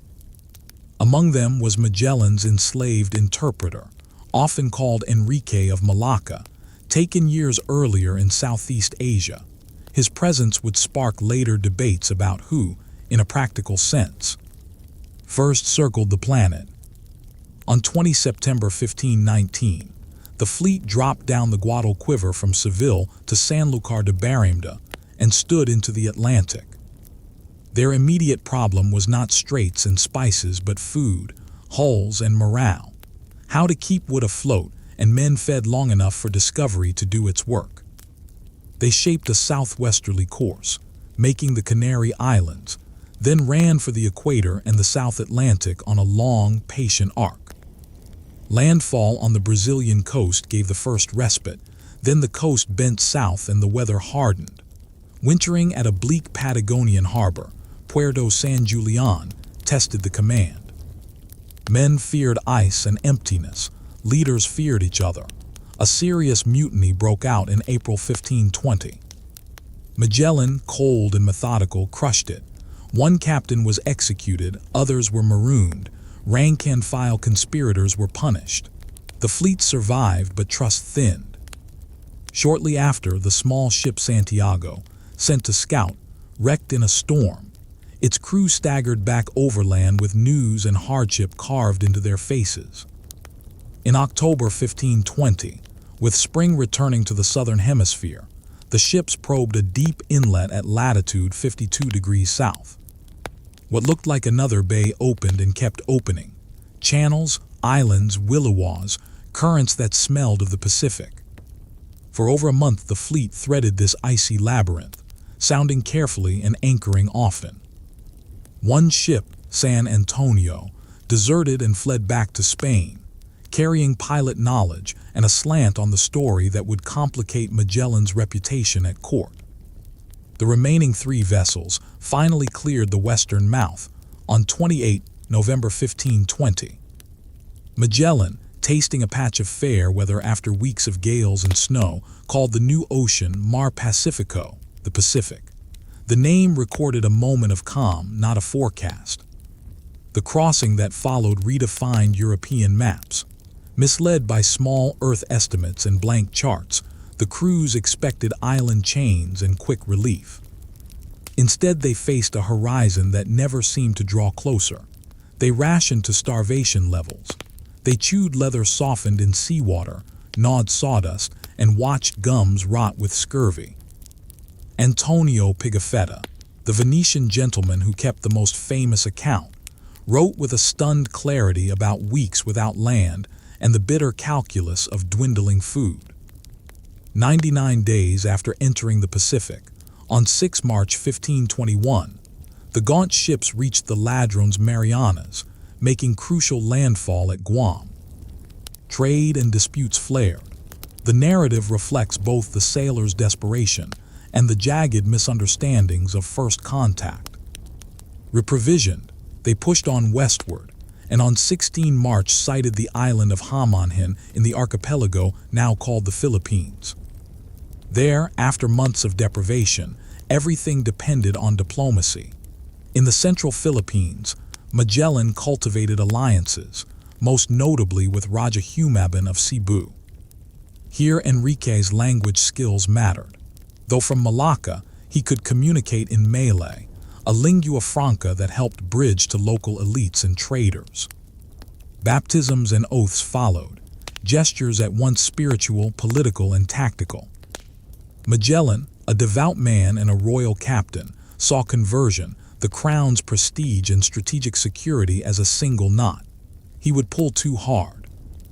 On 27 April 1521, at Mactan, Magellan led a small force in a punitive raid against the chieftain Lapu-Lapu, who resisted tribute demands. It was an error of scale and judgment. The landing party waded in armor through shallows at dawn. Their muskets and crossbows lacked decisive range. Local fighters, numerous and at home in the terrain, pressed in. Magellan fell, several others died. The survivors retreated in confusion. The expedition had lost its planner and most forceful will. Authority fractured. Within days, a banquet at Cebu turned into an ambush. Leaders were killed. The fleet cut ties and fled. Food was short and crews were too few to man 3 ships. They burned Concepcion to keep the remainder seaworthy and under new commanders, João Carvalho for a time. Then a reorganized council, steered for the Spice Islands by way of the southern Philippines and the Moluccas. The voyage's aim, buried under grief and hunger, re-emerged in the word that had started it: cloves. In November 1521, the 2 ships, Trinidad and Victoria, reached Tidor in the Moluccas. For Spanish audiences back home, this landfall was the legal and commercial heart of the plan. Proof that one could sail west from Spain to the very groves where cloves grew, load the holds, and carry home cargo whose value could redeem the entire enterprise. Negotiations with local rulers, who were perfectly accustomed to global traders long before Europeans arrived, secured a full lading. Then strategy divided the survivors. Trinidad, the former flagship, attempted to recross the Pacific eastward to reach New Spain, Mexico, and close the loop, entirely under Spanish power. Storms and leaks battered her back. She was captured by Portuguese patrols and her crew scattered or imprisoned. Victoria, by contrast, took the traditional monsoon out of Southeast Asia into the Indian Ocean in December 1521, then committed to the longer, harsher southern crossing toward the Cape of Good Hope. To thread home without seizure by the Portuguese, she would have to avoid their bases, endure heavy weather, and trust a gaunt crew with failing bodies. Juan Sebastián Elcano, elected captain of Victoria, and pilot Francisco Albo, whose log gives the crispest surviving track, turned seacraft into survival. They ran west across the Indian Ocean, edged south to catch the roaring 40s, then curved up toward Africa's southern tip. Scurvy and storms did their worst. When they rounded the Cape of Good Hope in May 1522, they dared not touch Portuguese ports. They steered for the Atlantic islands to beg for food under pretexts, were found out at Cape Verde, and escaped by the slimmest of margins with a fraction of their men. On 6 September 1522, Victoria, hull sprung, canvas patched, a skeleton crew at the pumps and braces, crossed the bar at Sanlúcar de Barrameda. On 8 September, she crept up the Guadalquivir to Seville. 18 Europeans from the original companies stood on her deck. A few more survivors of the voyage would wander home by other paths in later months and years. They brought spices in the hold, a planet's worth of experience in their bones, and a simple, irreversible fact. A ship could leave Spain and return to Spain by always going west. The achievement had measures as well as meanings. The globe's girth emerged from track and time rather than theory. The Pacific scale, so badly underestimated by Columbus and others, became a lived, measured reality. The strait at the southern end of the Americas entered charts as a risky, but real gate between oceans. European cosmographers began to update world maps with new coasts and longitudes derived from pilots, logs, and solar reckonings. And on the diplomatic chessboard, the question that had launched the expedition returned sharpened. Whose side of the world were the Moluccas on? Negotiations ground on for years. A rival Portuguese circumnavigation, via the standard eastward route, had long since brought cloves to Lisbon. Now Spain had a westward claim. In 1529, the Treaty of Zaragoza drew an anti-meridian to Tordesillas, granting Portugal rights over the Moluccas in exchange for a large payment to Spain. The line was compromised in legal ink. On the water where monsoon, money, and gunnery ruled, boundaries stayed fluid. But Zaragoza shows how quickly a single circumnavigation could drag law and maps after it. The voyage also opened a moral and historical debate that still instructs us. Who completed the first circumnavigation? Officially, Elcano and the crew of Victoria did, and their coat of arms, with a globe and the motto Primus circumdedisti me, "You first encircled me," celebrates that feat. Yet consider Enrique of Malacca. Captured in Southeast Asia years before and brought west to Europe, he sailed again with Magellan and reached the Philippines.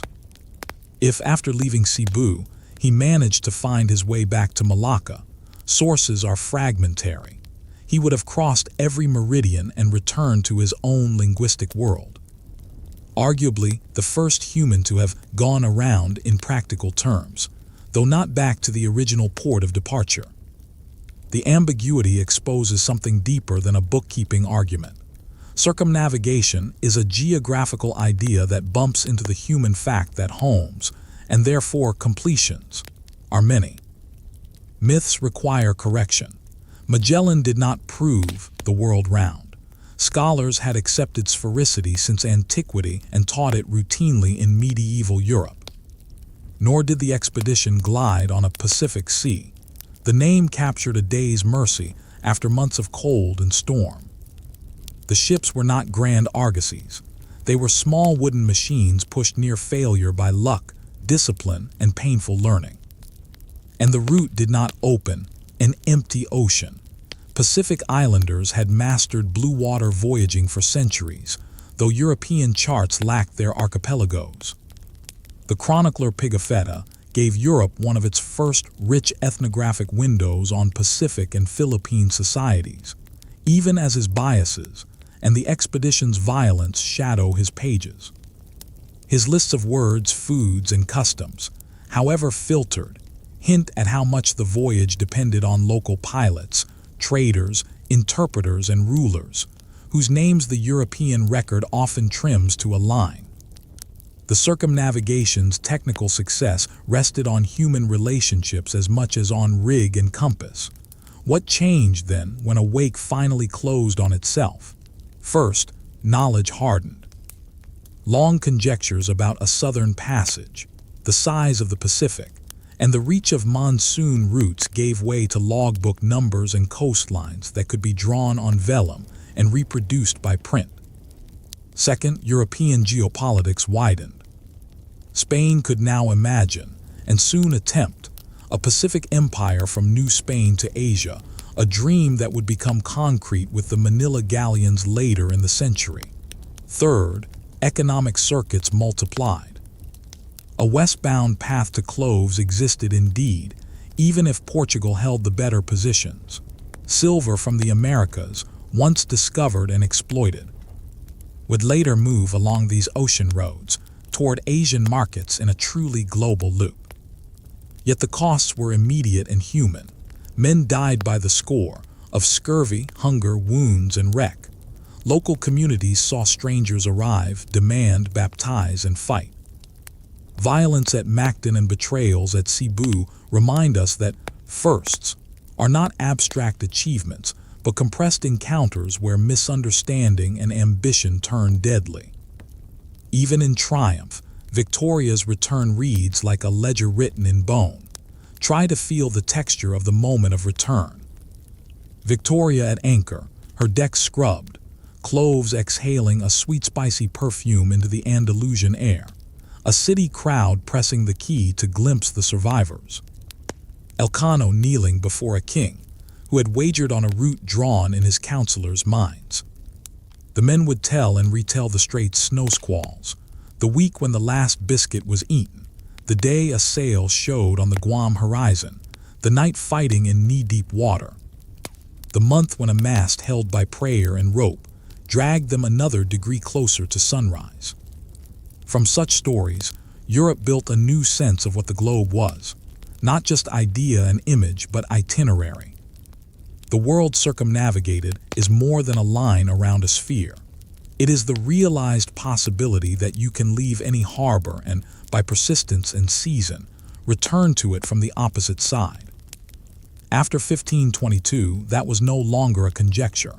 It was a route with variations, risks, and rivals that states and traders could plan against.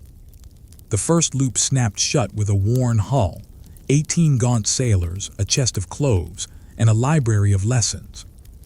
Those lessons would drive the next century's voyages, not toward myth, but toward the hard arithmetic of time, distance, wind, and will. Maps are promises on paper. They tell a crew that if you follow this line, you will meet a coast. If you keep this bearing, a harbor will appear. During the 15th and 16th centuries, after Europe entered the Atlantic and rounded Africa, map-making changed from symbolic pictures of a Christian world to instrument-fed blueprints for travel. This part traces how practical sailing notes, old scholarship, and new printing fused into a cartographic system that let knowledge spread ship to ship, city to city. Medieval Europe inherited two very different map traditions. One was the Mappa Mundi, cathedral wall maps that placed Jerusalem at the center and salvation at the edge. They taught theology more than geography. The other was the pilot's chart of the Mediterranean, the Portolan.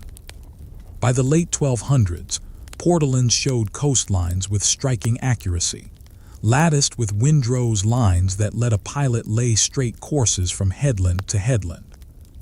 They were working tools born from countless coastal runs, copied in Italian and Catalan workshops, and guarded for their value. When Atlantic sailing accelerated after 1400, these pilot charts became Europe's practical starting point.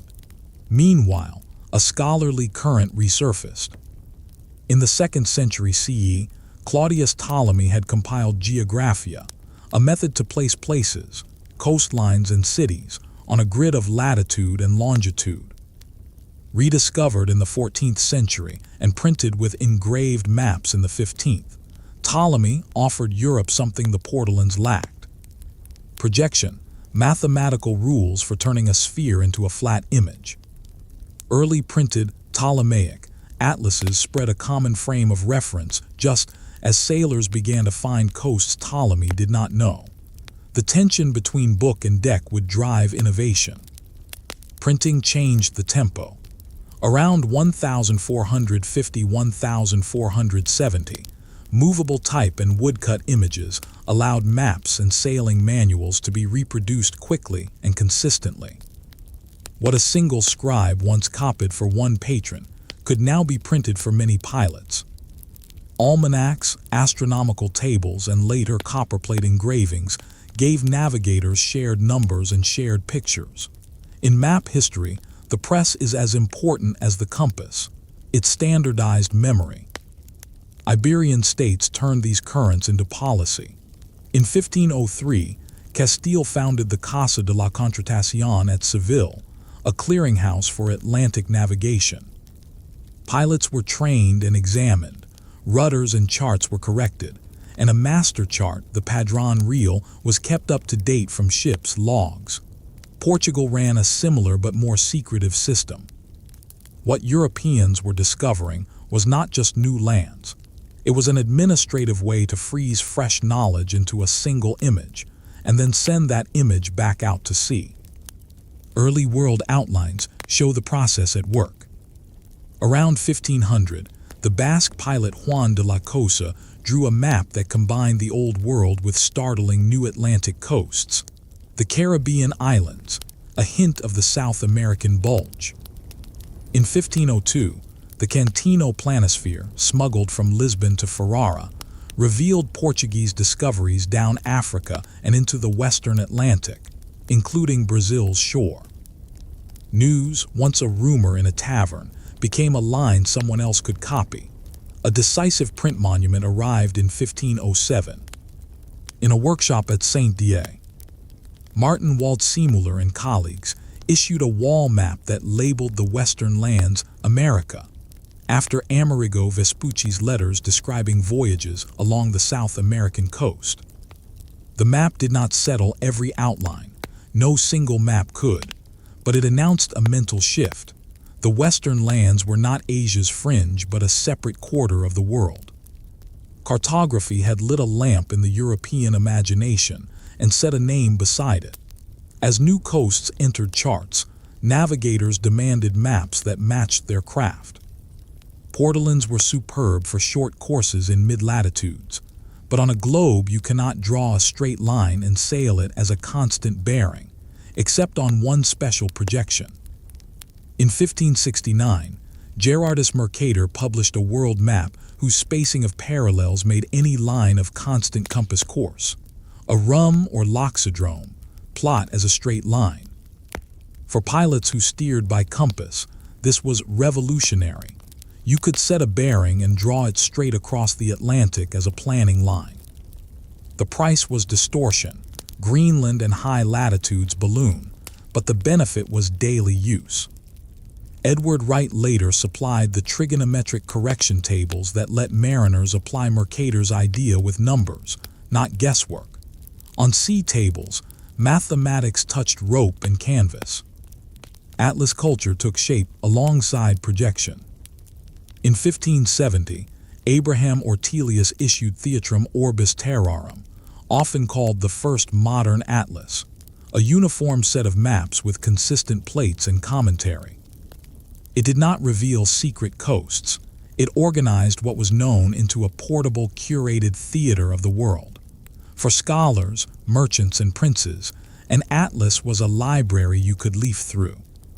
For navigators, specialized sea atlases soon followed, most famously Lucas Jenszoon Wagenaar Spiegel der Zeevaart, 1584, a pilot book with coastal views, soundings, and sailing directions that northern European mariners devoured and imitators translated as wagoners. The Dutch became leaders in this print cartography synthesis.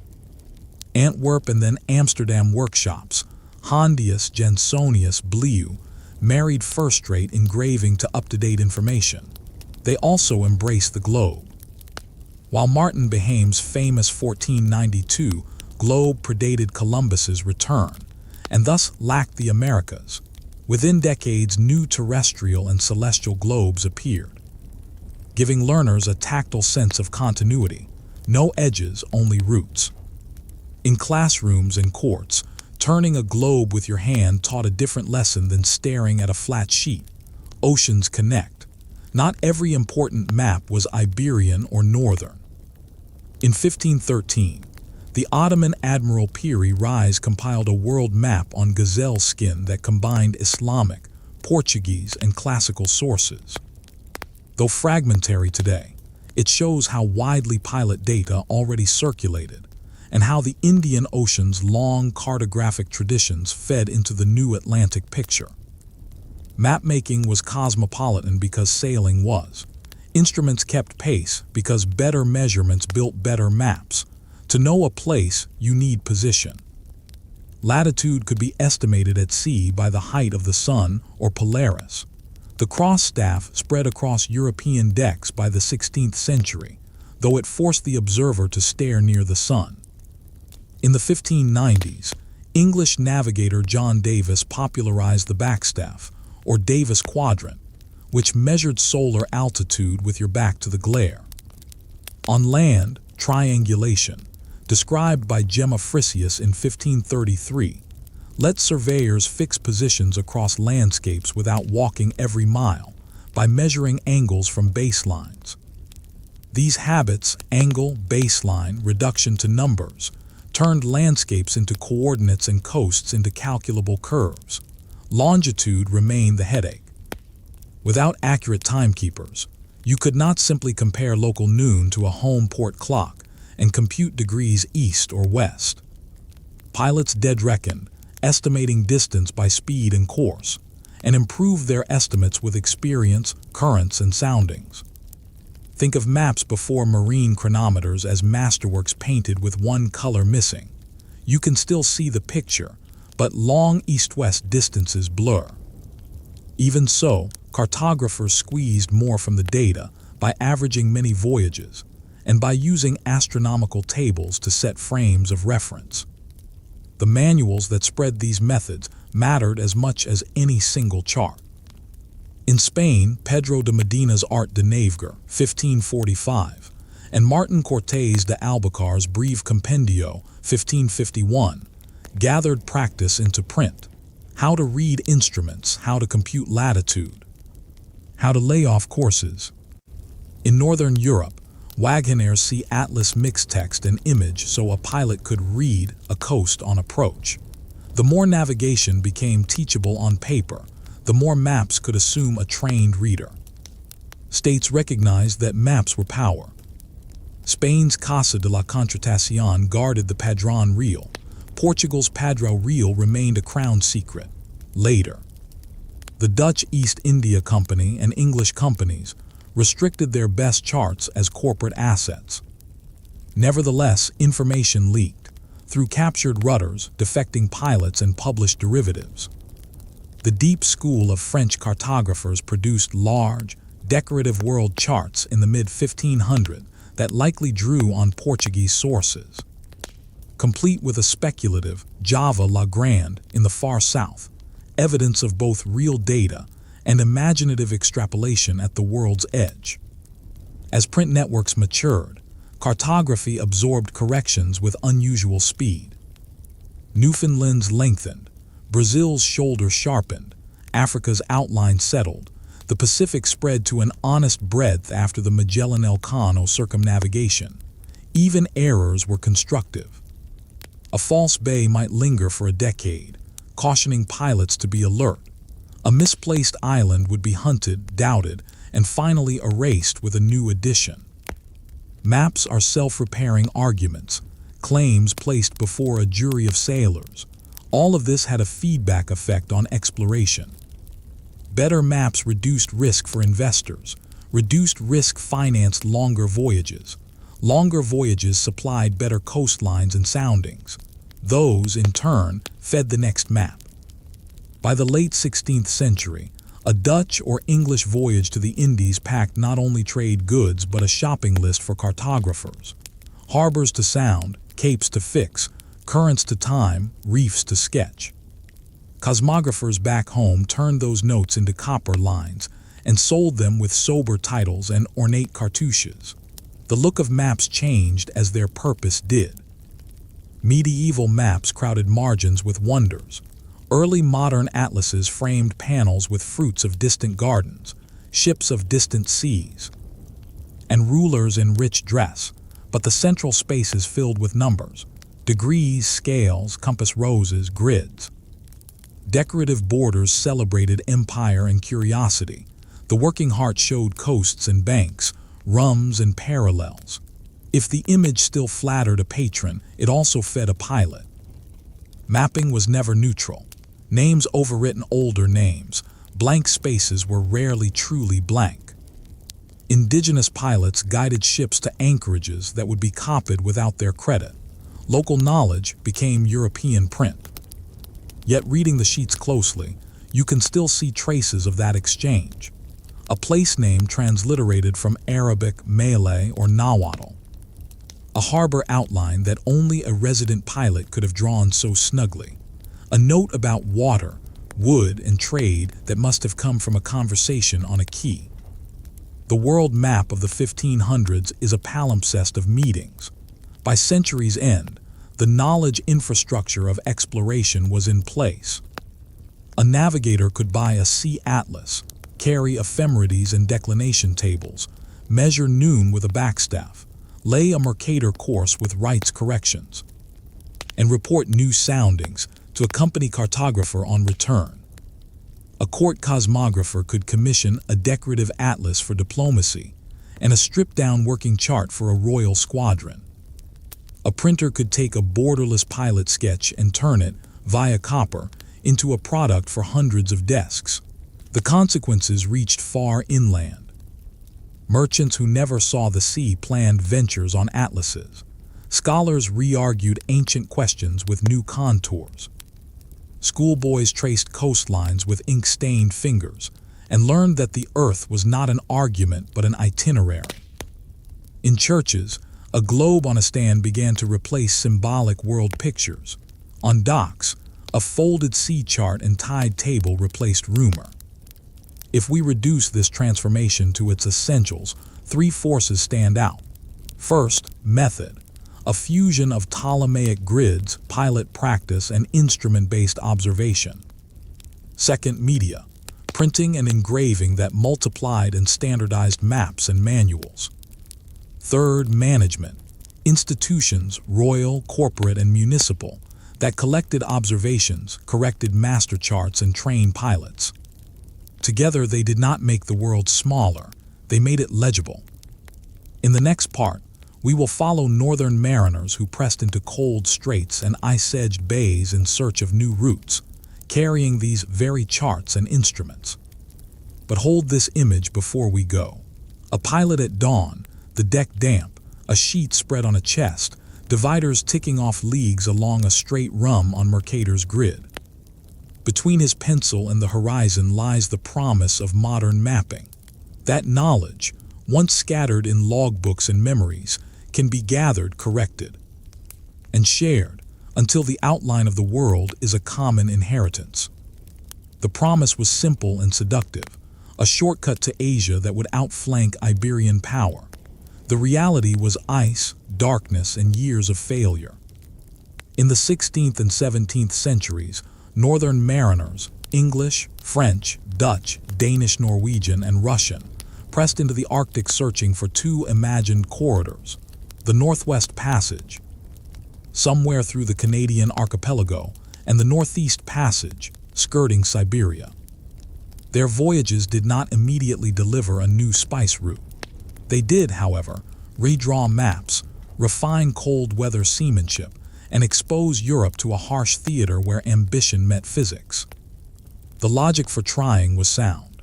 After 1492 and 1498, Spain and Portugal controlled the obvious routes, across the Atlantic to the Caribbean and around Africa to the Indian Ocean.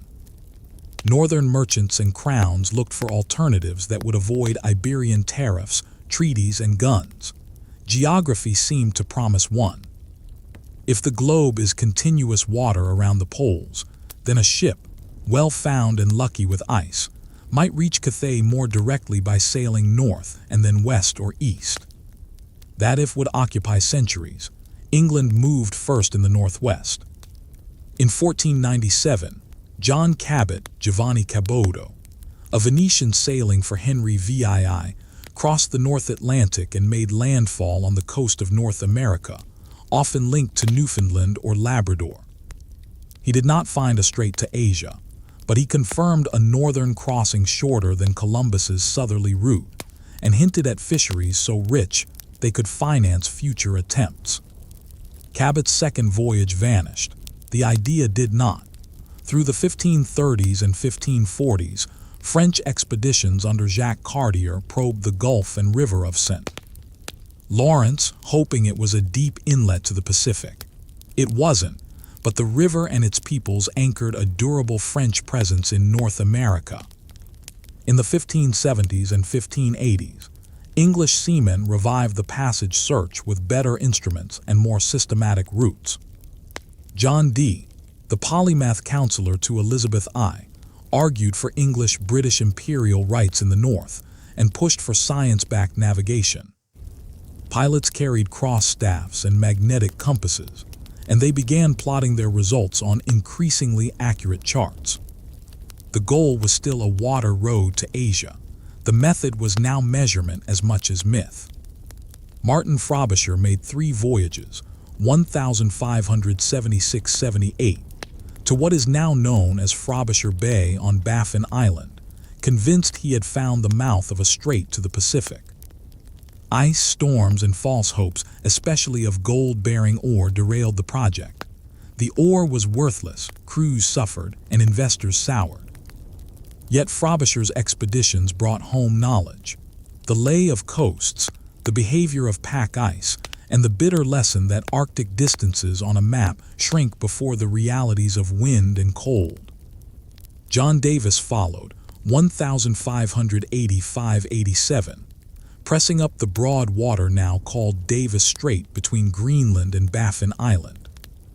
A skilled navigator and author of a widely used manual, Davis left soundings, headland descriptions, and practical notes on ice. He showed that the strait was a major channel, not a shortcut in itself, but a gateway northward. The passage remained elusive, the toolkit improved. While the English tested the northwest, the Dutch targeted the northeast. Barred from Iberian ports during war, Dutch merchants imagined a route above Russia that would deliver spices without passing Portuguese strongholds. Willem Barents led 3 attempts, 1594–97. He skirted Novaya Zemlya, discovered Spitsbergen, Svalbard, for European cartography, and on his 3rd voyage became trapped in ice at 76 degrees N. His crew overwintered in a makeshift hut, Het Behouden Huis, the saved house, enduring polar night, scurvy, and attacks by polar bears. Barents died on the homeward attempt in 1597. A handful survived in open boats. The Northeast Passage held, but the experience seeded 2 durable assets: better Arctic charts and a cultural memory of how to survive. Around the same time, English merchants founded the Muscovy Company, 1555, to open trade with Russia and to search the Siberian route in partnership with Russian pilots. Richard Chancellor had already reached the White Sea and the court of Ivan IV in the 1550s, establishing a northern commercial door even without a passage. The Arctic could be a place of trade, not only a dead end. In 1609, Henry Hudson, an English navigator hired by the Dutch East India Company, sailed a small ship, the Half Moon, west across the Atlantic and up the river now named for him, testing yet another possible route to Asia. The river pinched into mountains. No strait followed. In 1610–11, sailing for England in the Discovery, Hudson forced through the ice into the inland sea now called Hudson Bay. He wintered there, trapped. A mutiny in June 1611 set Hudson, his young son, and loyal crewmen adrift. They vanished. The bay and its western exit became a magnet for later attempts. The Danish-Norwegian crown sent Jens Munch, 1600–1920, with 2 ships to find a western entrance. He reached the mouth of the Churchill River on Hudson Bay and tried to overwinter. Scurvy and privation decimated his crews. Only Munch and 2 others survived to sail home in a single refitted vessel. The episode showed that reaching the bay was not the same as surviving it. Through the 17th century, English expeditions under Thomas Button, Robert Bylot, and William Baffin traced the outlines of Fox Basin, Southampton Island, and Baffin Bay. Baffin's 1616 voyage identified deep inlets, Smith Sound, Jones Sound, and Lancaster Sound, that would, 2 centuries later, prove to be the front doors to the maze of channels forming the Northwest Passage. For their own time, these features seemed like cul-de-sacs of ice. For posterity, they were signposts. While the English and Dutch mapped the western and eastern faces, Russian Palmer sailors built a practical, seasonal mastery of the White Sea, Barents Sea, and Kara Sea littoral and small, shallow draft craft. Their knowledge, rivers, portages, hunting grounds, coastal polonaises, did not translate easily into large ocean caravans, but it formed the human geography that later imperial expeditions would connect. The 18th century added scale. The Russian Empire, under Peter the Great and his successors, sponsored the Great Northern Expedition, 1730s-1740, an enormous, multi-pronged survey of Siberia's Arctic coast and the North Pacific. Vitus Bering and Alexei Kyrikov reached the waters between Asia and North America in 1741, proving that the continents were separated by sea. Bering died during the return on an island that now bears his name. The charts produced by the expedition tightened Eurasia's outline and connected it to the Pacific theater that European powers already contested. The British probed the Northwest Passage again from the Pacific side late in the 18th century. Captain James Cook, on his third voyage, 1778-79, sailed north along the North American coast, through the Bering Strait, and as far as the Chukchi and Beaufort Seas before pack ice turned him back. This was not a failure of seamanship. It was the Arctic reminding European navies that seasonal ice fields, not mere coastlines, governed the North. Meanwhile, fur trade economics drew Britain back into Hudson Bay. The Hudson's Bay Company built posts along major rivers, turning indigenous trade networks into a conduit for furs to Europe. The company did not sail a passage to Asia, but it created a logistics machine in the subarctic that would later support search expeditions.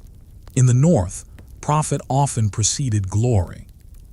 The 19th century brought a new kind of northern ambition, discovery as national prestige in science.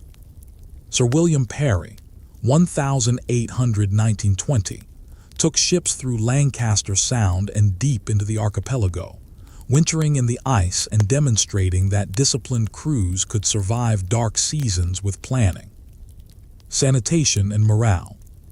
He returned further west than any predecessor, then back again, proving that the Arctic could be endured with method.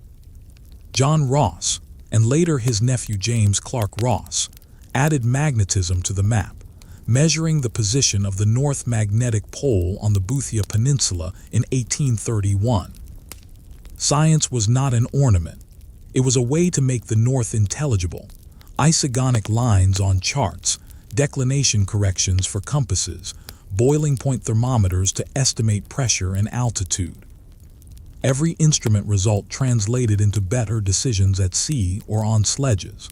The Franklin Expedition, 1845, became the most famous and tragic episode in the Northwest Passage story. Sir John Franklin sailed with HMS Erebus and Terror into Lancaster Sound, aiming to connect known waters to the Beaufort Sea. Both ships were beset in ice near King William Island. All 129 men were lost in the years that followed. The enormous search effort that ensued mapped huge swathes of the archipelago, collected Inuit testimony, and over decades, assembled the grim outline of the crew's final marches.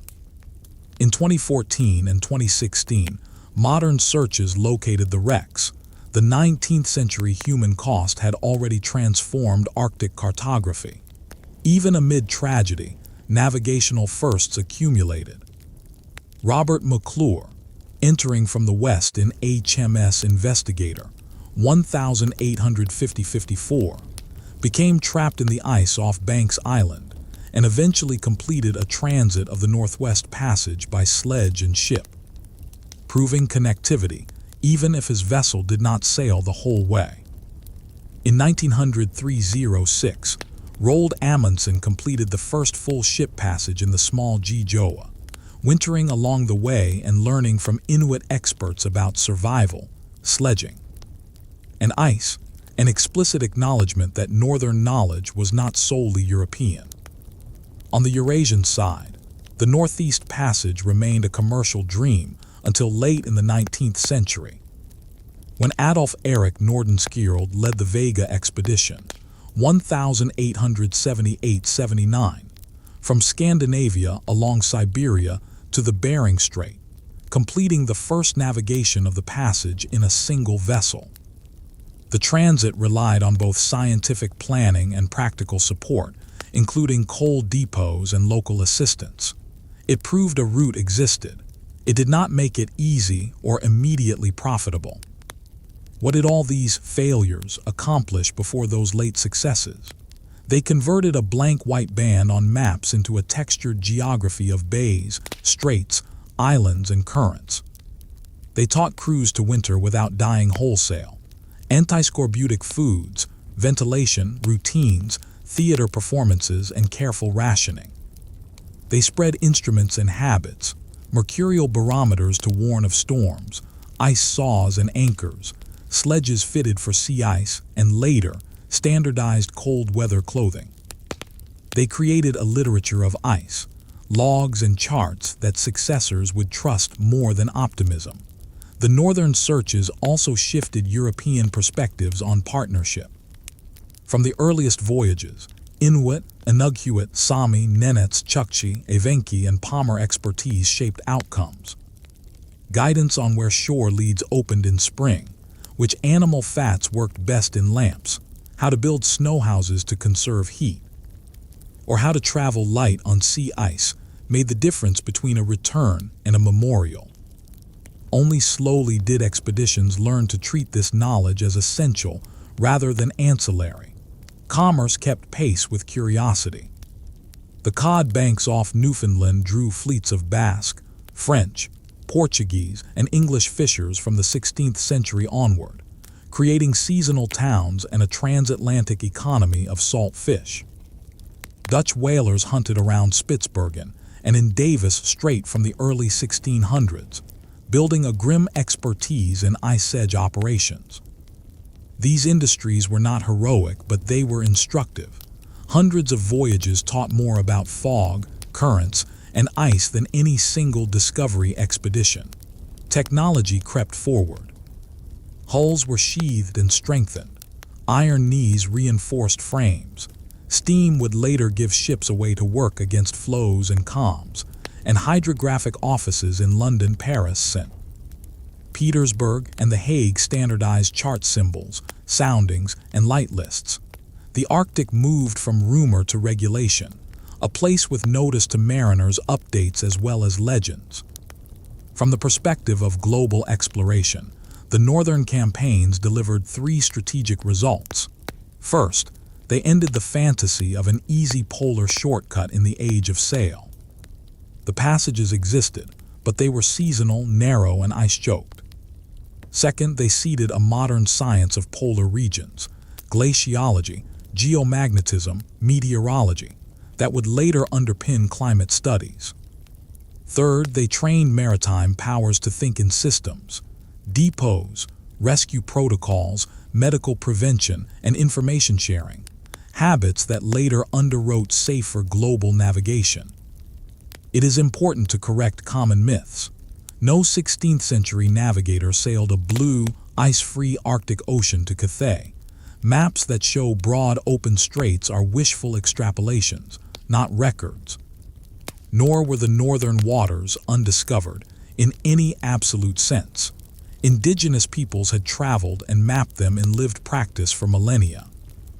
European discovery in the north chiefly means the moment European states began writing their own names on places and routes that others already knew intimately.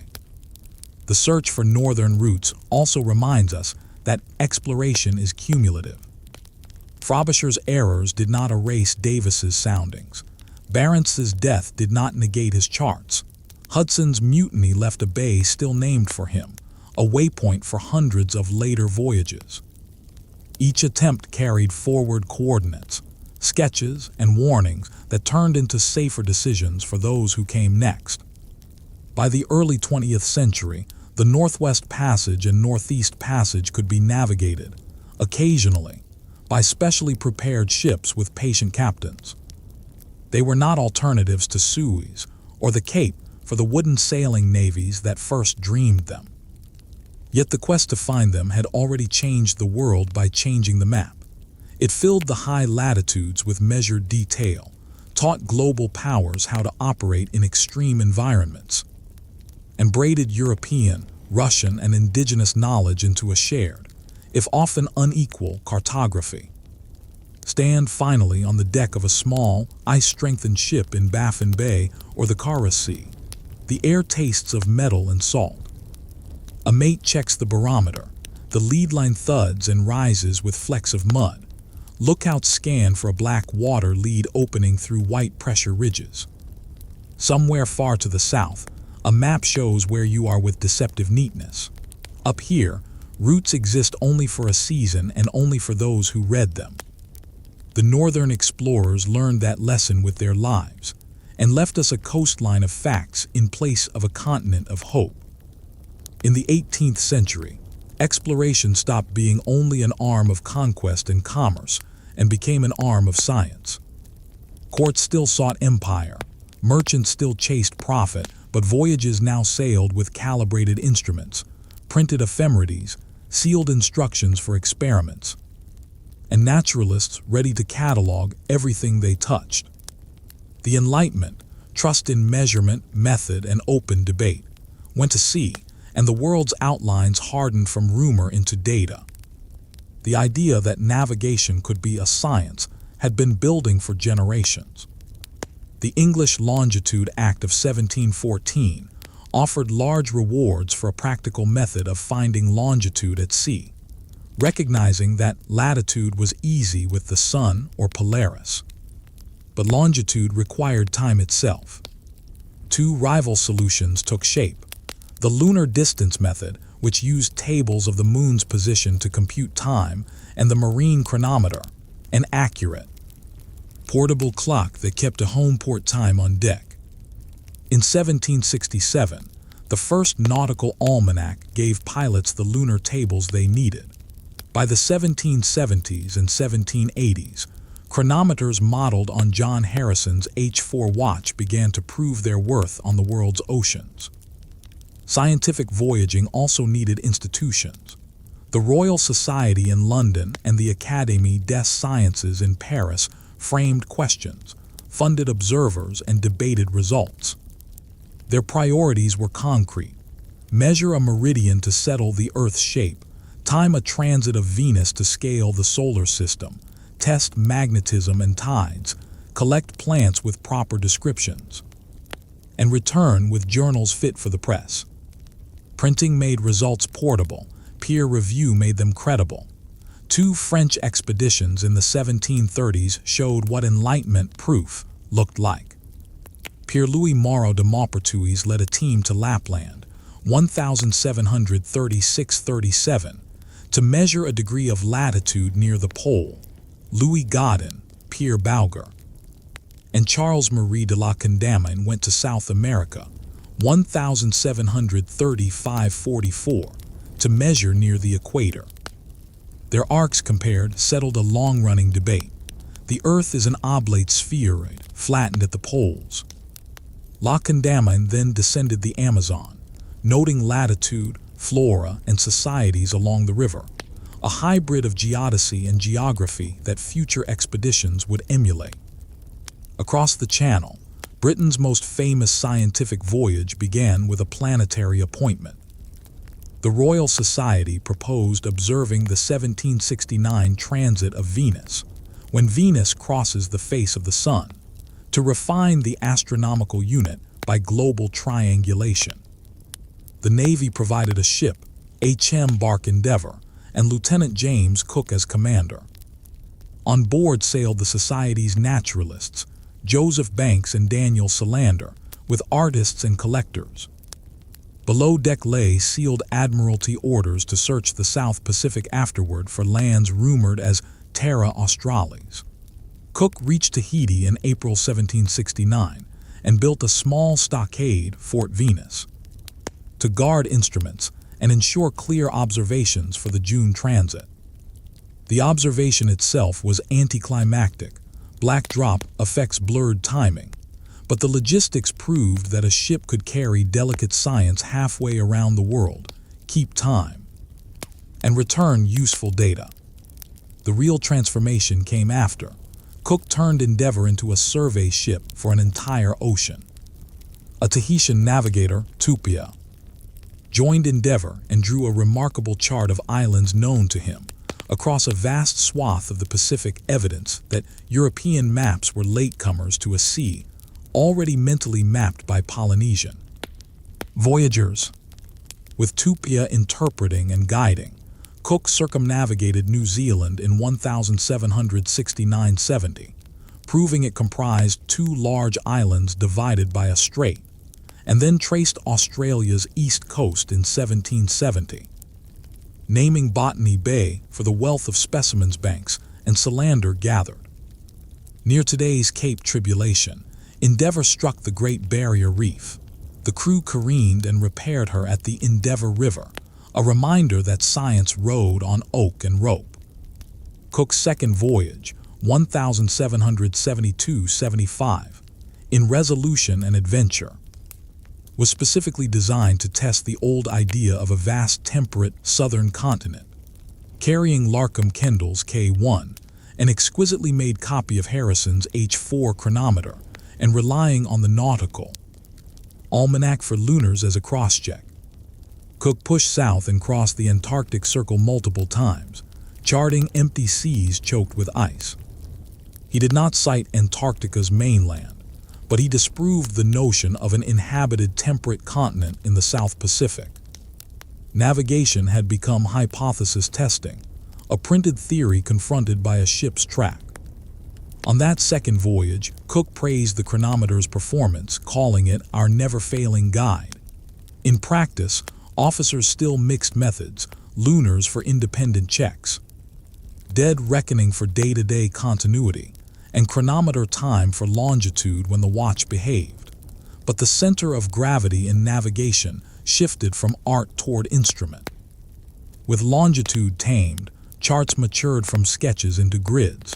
Cook's third voyage, 1776-79, stitched Pacific to Arctic, tasked to search for a northwest passage from the Pacific side. He sailed from the newly founded British colony in New South Wales north to Hawaii, Europe's first well-documented contact with the archipelago, then to the North Pacific coasts. Sea ice turned him back in the Bering Strait. Returning to Hawaii, a conflict ashore ended with Cook's death at Kealakekua Bay in 1779. His officers finished the voyage and returned with charts that would guide mariners for generations. Science had not conquered the Arctic, it had measured its limits. While Cook's name dominates British narratives, the 18th century sea was crowded with scientific rivals and partners. Louis-Antoine de Bougainville circumnavigated the globe for France, 1766-69, carrying a naturalist and astronomer, and publishing an elegant narrative that shaped European ideas of the Pacific. Jean-François de Gallop, Comte de la Pérouse, sailed in 1785 with a scientist-heavy expedition, visiting Easter Island, Alaska, California, Macau, and Sydney before vanishing in 1788 in the Southwest Pacific. The mystery spurred later searches and left behind a trove of scientific observations from his surviving journals sent home along the route. Spain ran its own Enlightenment program, botanizing expeditions under José Celestino Mutis in New Granada, Hipólito Ruiz and José Pavón in Peru and Chile, and Martin de Sesse and José Masinho in New Spain gathered thousands of specimens and drawings, tying imperial administration to Linnean taxonomy.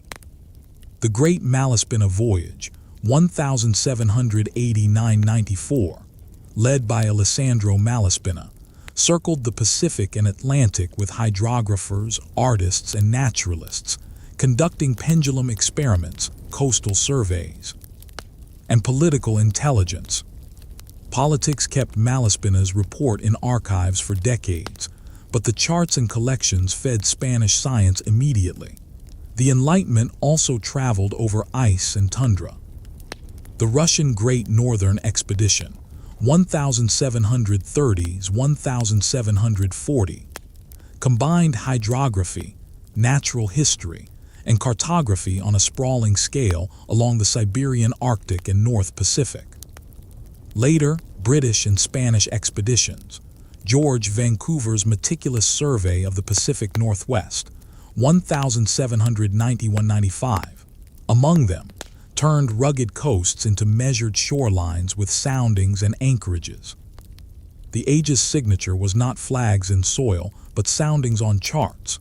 Enlightenment science attacked disease and diet with the same rigor. Scurvy, vitamin C deficiency, had haunted long voyages for centuries. James Linn's 1747 clinical trial on sailors identified citrus as curative. Cook, while not knowing the chemistry, enforced a regime of fresh foods when possible, sauerkraut, malt wort, cleanliness, and ventilation. His crews crossed oceans with remarkably few scurvy deaths. By the 1790s, under physicians like Gilbert Blaine, the Royal Navy institutionalized lemon juice, turning a captain's prudence into policy and saving thousands of lives. Botany became empire by other means. Banks returned from endeavor with a garden's worth of specimens, influencing Kew Gardens and a global exchange network. William Bligg's breadfruit voyages aimed to transplant a cheap, starchy food from the Pacific to the Caribbean to feed enslaved laborers on plantations. The first attempt ended in the 1789 mutiny on the Bounty. The second, 1791–93, succeeded. Useful plants tea, cinchona, rubber, sugar moved along routes first mapped for science and trade alike, reshaping ecologies and economies. Instruments framed everything. The sextant, evolved from earlier octants, became the navigator's daily tool by mid-century, allowing precise solar and lunar altitude sights without glaring into the sun. Barometers and thermometers multiplied shipboard weather logs. Compasses were corrected for local variation using declination charts. Dip circles probed magnetism. On shore, surveyors used theodolites and triangulation to map whole countries. When an officer wrote a latitude or a naturalist wrote a specimen label, both were acts of measurement tied to a common grid. Classification and names gave order to the flood of finds. Carl Linnaeus's binomial nomenclature, stabilized in the 1750s, meant a plant collected in Tahiti, drawn in Paris, and discussed in London, could wear the same two-word name and be recognized in all three places. Natural history turned from cabinets of curiosity into a comparative science. Voyages functioned as field campaigns for a republic of letters. Printing houses, copperplate engravers in Amsterdam, London, and Paris turned logs into atlases and specimens into plates. Alexander Dalrymple published East Indies charts and later became Britain's first hydrographer of the Navy in 1795, institutionalizing the regular production of Admiralty charts. In France, the Dépôt des Cartes et Plans de la Marine played a similar role. States learned that reliable charts were a strategic asset. Hydrography became a national office. The Enlightenment's global curiosity also had a face: Alexander von Humboldt. Between 1799 and 1804, just as the century tipped, Humboldt and Aimé Bonpland traversed Spanish America from Venezuela to Peru and Mexico, measuring magnetic declination, altitude, temperature. and plant distributions. Humboldt's essay Sur la géographie des plantes introduced isotherms, lines of equal temperature, helping readers see climate as a pattern across continents. Though slightly later than Cook, Humboldt belongs to the same intellectual climate. Quantify nature, search for laws, and share results widely. Correctives matter. Cook did not discover places unknown to all. Pacific Islanders, Maori, Aboriginal Australians, and many others had mapped and named their worlds for millennia. What Cook and his peers did was insert those coasts into European charts with astronomical positions and hydrographic notes that European navies and merchants could use. La Pérouse was not a tragic anomaly. His loss fits an era where ships were wooden, seas were violent, and margin for error was thin. And chronometers did not instantly solve longitude. They were expensive, rare, and fallible, adopted gradually as reliability improved and navies invested. The scientific voyage also changed how Europeans wrote about people they met. Accounts by Cook's officers, Bougainville, La Pérouse, and later Vancouver included vocabularies, social observations, and drawings. Some were tinged with noble savage myths or imperial justifications. Others preserved voices and practices that would otherwise be lost. Encounters were rarely equal. Disease, trade demands, and violence often followed, but the written record carries both curiosity and cost. Enlightenment expeditions were logistics wrapped around hypotheses. Admiralty orders layered objectives: observe a transit, test a chronometer, survey coasts at specified latitudes, trade for fresh food, avoid conflict unless attacked, and crucially, keep a daily log. When a ship returned, those logs met the editor's bench. Errors flagged, positions cross-checked, sketches traced in copper. A voyage's authority came not from a captain's charisma, but from the reproducibility of his numbers. By the century's end, scientific voyaging meant a repeatable pattern. A commander navigated by sextant and timepiece. An astronomer took lunar distances at dusk. A naturalist and artist collected and drew. A surgeon kept health statistics. A hydrographer sounded harbors and noted tides. And a clerk guarded a growing archive of positions, barometer readings, and vocabularies. In port, printers and hydrographic offices turned that archive into the next expedition's starting kit. The Enlightenment at sea left three durable legacies for global exploration. First, method. The habit of hypothesis, instrument, and log transformed exploration from isolated feats into cumulative science. Second, infrastructure. Hydrographic offices, botanical gardens, museums, and learned societies made knowledge durable and shareable. Third, limits made visible. Ice in the Bering Strait, reefs off Australia, scurvy without citrus. These were not failures but facts that future planners could design around. If you picture the age in a single scene, imagine a quarterdeck at dawn. A midshipman braces against the rail with a sextant. An officer calls out the time from a ticking chronometer. The sun kisses the horizon. Numbers go to the slate. Below, a naturalist pins a label to a specimen using the same date and position. In the great cabin, a chart receives a new tiny dot with a neat note. Good anchorage. Wood and water. That dot is the Enlightenment's signature on the world. A small fact precisely placed that any competent reader can find again. In the next part, exploration pushes inland and poleward, and the quest for empire entangles with science still more tightly. But the template is set. Discovery will be judged not by who first saw a place, but by who measured it, mapped it, published it, and made it a coordinate in the shared atlas of the Earth. By the 19th century, the blank spaces on European maps were less about geography and more about power. Steam, steel, vaccines, and quinine, repeating rifles, the telegraph, and new surveying methods turned distant interiors into reachable targets. The last frontiers were not empty. They were home to peoples with deep histories. But imperial expansion, corporate and state, braided itself to exploration, presenting conquest as cartography and extraction as enlightenment. Technology changed the tempo first. The Suez Canal opened in 1869 and sliced weeks off the Europe-Asia route. Steamships, freed from the tyranny of wind, kept timetables and moved upriver against current. Global telegraph cables, completed in steps through the 1860s and 1870s, shrank decision time from months to minutes. Orders could race from London or Paris to a colonial outpost before a monsoon changed.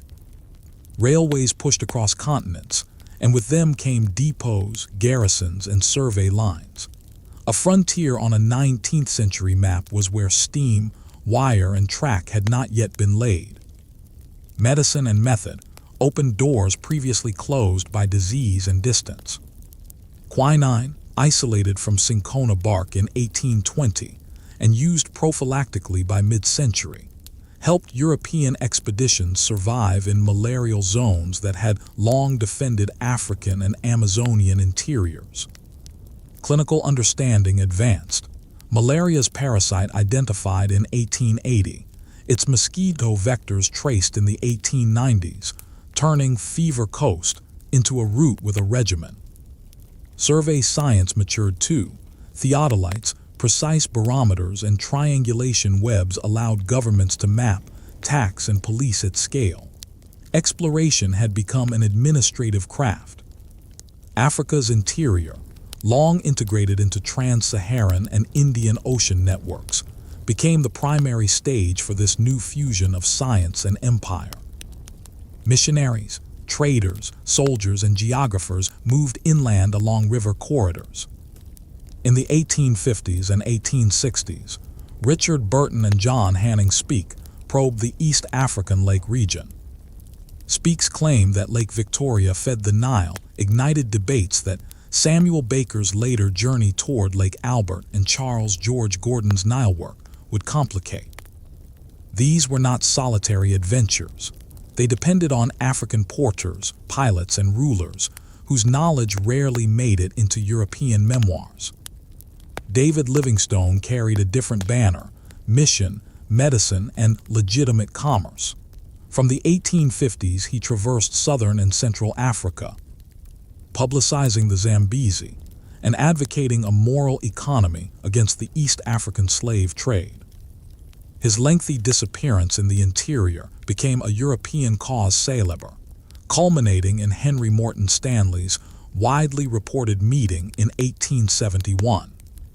Stanley's subsequent river expeditions, notably down the Congo, translated publicity into politics, maps into treaties, treaties into stations, stations into a private empire.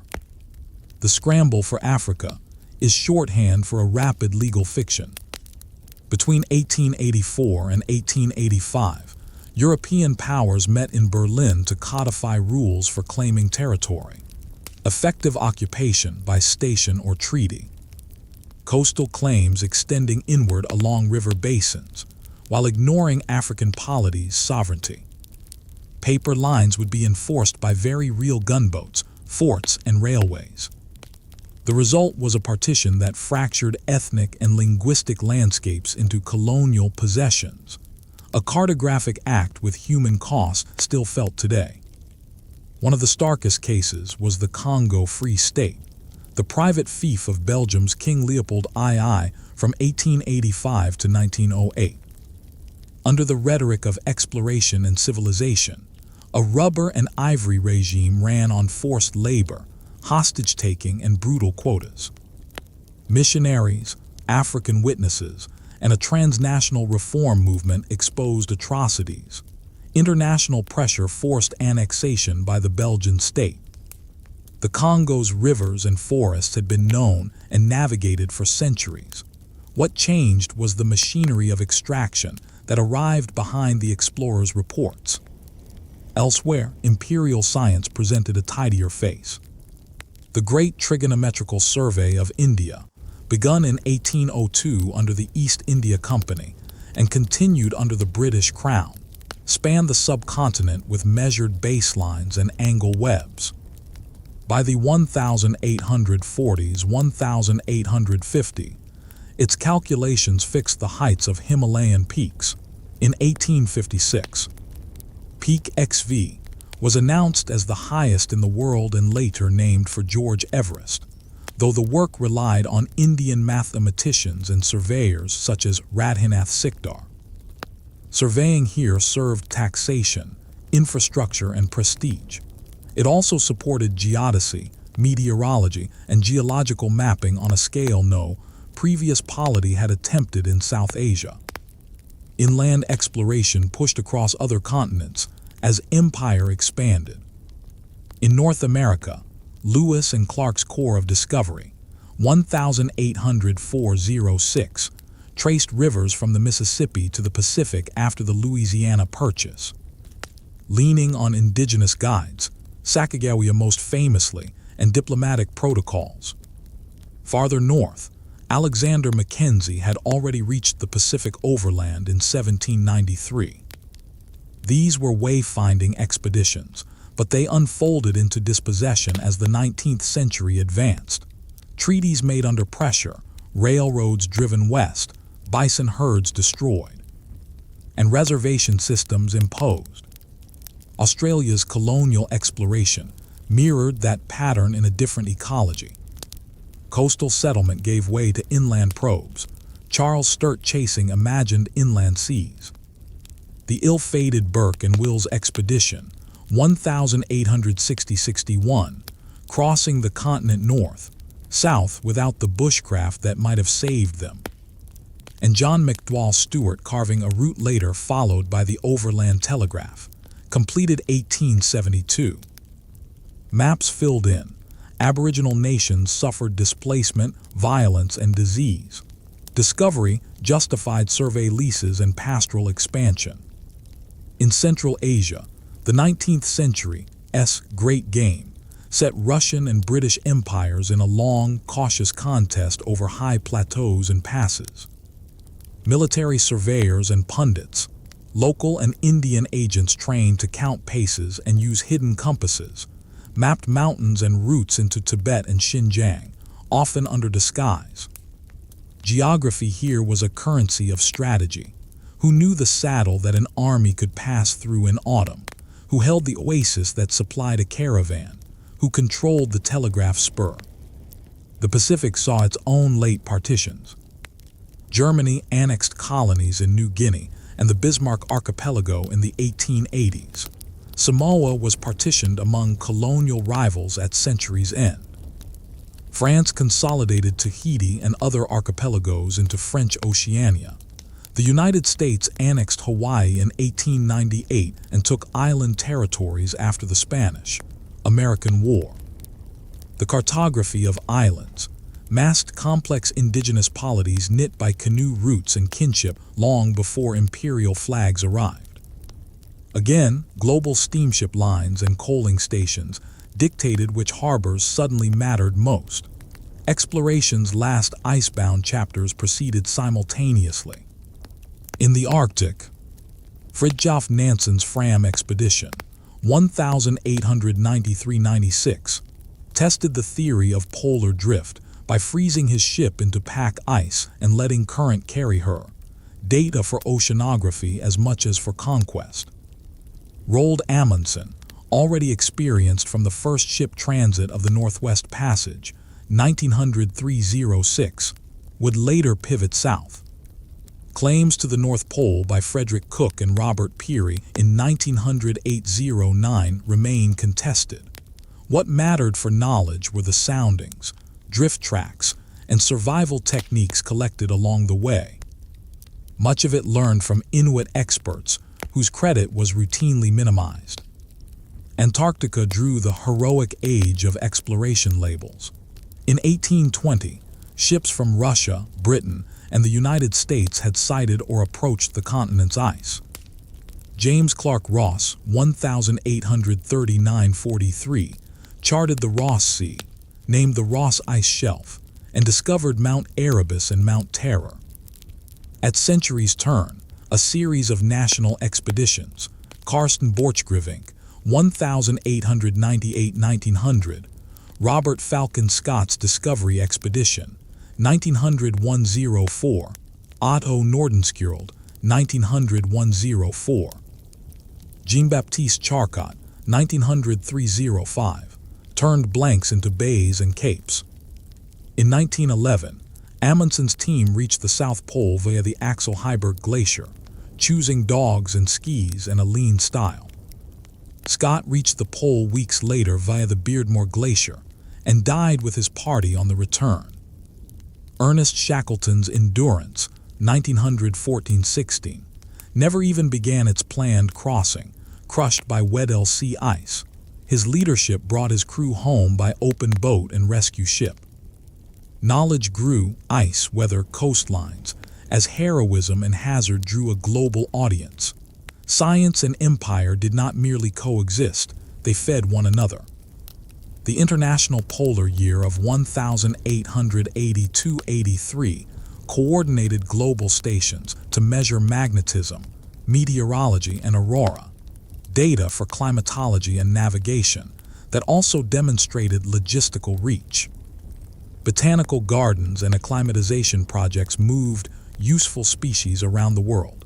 Cinchona from the Andes to Asia for quinine, tea from China to Assam and Ceylon, rubber from the Amazon to Malaya.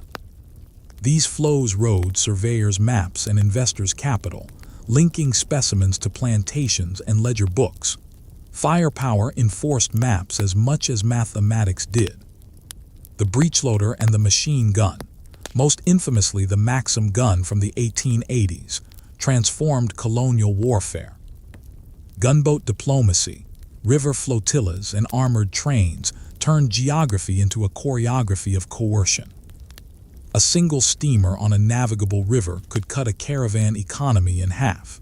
A rail spur to a mine made a hinterland fiscally legible and militarily reachable. Exploration, reports often read like feasibility studies for force. Yet even in this hard architecture, individuals crossed categories. Women travelers such as Isabella Bird in East Asia and Mary Kingsley in West Africa wrote detailed, often sympathetic accounts that complicated simple conquest narratives. African, Arab, and indigenous guides, Sidi Mubarak Bombay in East Africa, Tupio in the Pacific a generation earlier, and countless unnamed pilots made or broke expeditions. Knowledge moved both ways. Europeans learned routes and remedies. Local societies adopted and adapted technologies and tactics. Not every late first rests on European boots.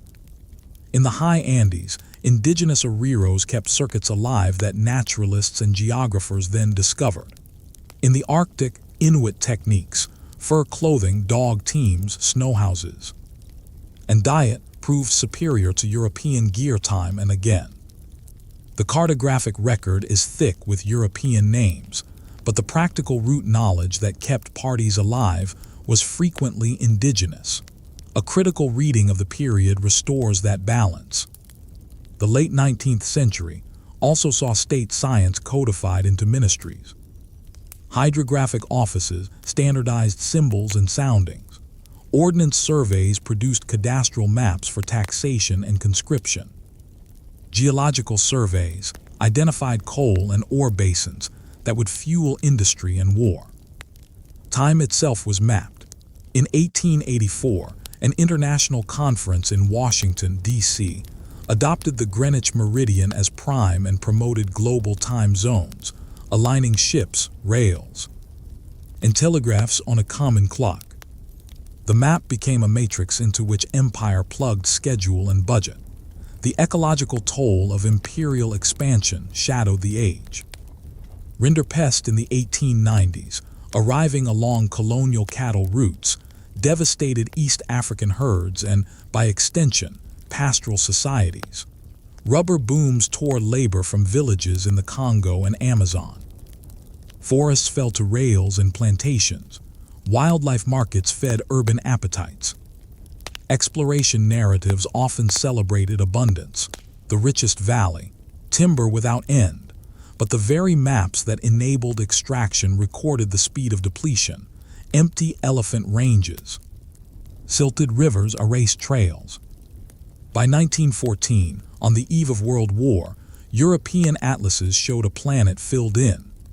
Africa parceled among European powers, Southeast Asia and the Pacific under a patchwork of colonial flags. The interiors of North America and Australia crisscrossed with rails, Central Asia and Tibet threaded with routes, Antarctica framed if not fully known.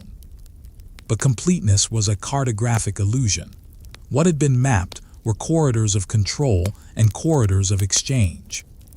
Social geographies, languages, law, memory, sacred sites were not reducible to the lines of occupation. Correcting myths sharpens the lens. Unexplored rarely meant unknown to those who lived there. Discovery usually signaled the moment a European or American state decided to name, claim, or measure with instruments tuned to its own needs. An empty was a category created for convenience, to justify settlement, concession, or conquest. The last frontiers were political constructs. The emptiness lay in imperial empathy, not in the land. Still, the century's tools left legacies beyond empire.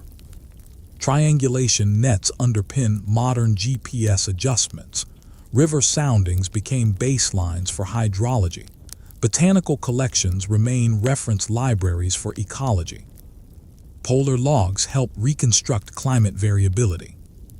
Even as political borders shifted after decolonization, the measured facts, the height of a pass, the set of a current, the average rainfall, remained common knowledge.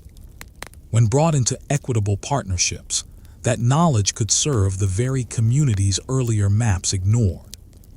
Picture, as this chapter closes, a survey party on a ridge, their theodolite casting a thin cross against a violent sunset, a river steamer edging past a Congo rapid with her boiler clanging, a telegraph operator tapping at a key in a desert station, a polar party's tent vibrating in katabatic wind, a clerk in a colonial capital coloring provinces for a report.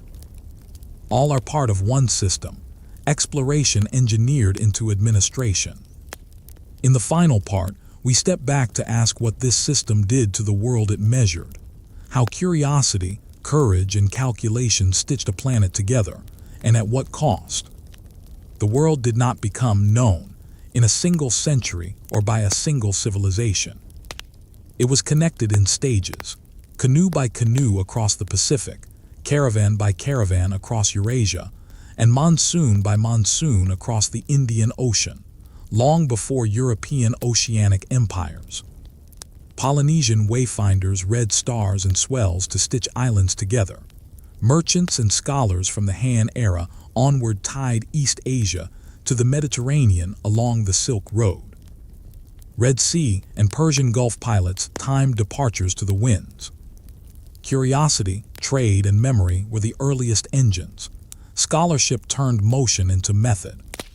From Eratosthenes' 3rd century BCE Earth measurement to Al-Idris's 1154 World Atlas, and from algebra to the astrolabe. The Islamic Golden Age preserved and expanded a technical vocabulary that sailors and cartographers could use. Paper, numerals, instruments, and astronomical tables traveled with people and made their knowledge copyable. After 1453, shifting geopolitics and maturing tools pushed Iberian courts toward the sea. Rounding Africa Dias, 1488. De Gama, 1498, linked Lisbon into an older Indian Ocean system. Columbus's 1492 crossing opened a durable Atlantic corridor. These routes did not reveal an empty planet. They forced once separate hemispheres into sustained contact, with consequences both generative and catastrophic. One wake closed the circle. The 1519-1522 Magellan, Elcano circumnavigation, proved by experience that oceans connect, and that the Pacific is vast. Printing then multiplied lessons. Portolans, rudders, and ephemerides spread faster than any one pilot could sail. In 1569, Mercator's projection put straight rums on a gridded world, turning the mariner's compass into a drafting tool. Knowledge became infrastructure. Hydrographic offices standardized charts. The Casa de la Contratación curated a master map. Dutch sea atlases and globes put coastlines on desks from Amsterdam to Nagasaki. Northern ventures chased ice-edged straits. Enlightenment expeditions carried sextants, chronometers, and botanists, treating the ocean as a laboratory. The Nautical Almanac and Harrison's timekeepers shifted longitude from guess to number. Cook's tracks made hypothesis testable. Steam, wire, and quinine compressed distance and defeated some hazards. The Suez Canal, 1869. Global telegraphy, river steamers, and rails turned frontiers into schedules. Empire rode those schedules. Surveys and flags carved maps, often ignoring indigenous sovereignty and knowledge even as expeditions depended on it. The Columbian Exchange, the slave trade, and extractive concessions reveal the price many peoples paid for someone else's connection. Yet the most durable legacy is not a border but a toolkit. Triangulation and soundings, botanical collections and tide tables, star catalogs and polar logs, these made the Earth legible. They also made collaboration possible. Coordinates, names, and methods that different cultures could share, adapt, and contest. Where that toolkit is used in partnership, connection becomes reciprocity rather than conquest. Look now at the planet at night. Islands of light along old caravan routes, port cities where monsoon winds once set the timetable, and coasts where Polynesian paths cross satellite tracks. The same Earth Eratosthenes measured, Al-Idrisi mapped, and Cook sounded is our Earth, finite, interwoven, and still only partly understood. If this series has a lesson, it is this: discovery is not an act, it is a process. The map is never finished. What we owe the past is accuracy. What we owe the present is humility. What we owe the future is connection without erasure, knowledge shared, credit given, and horizons widened together.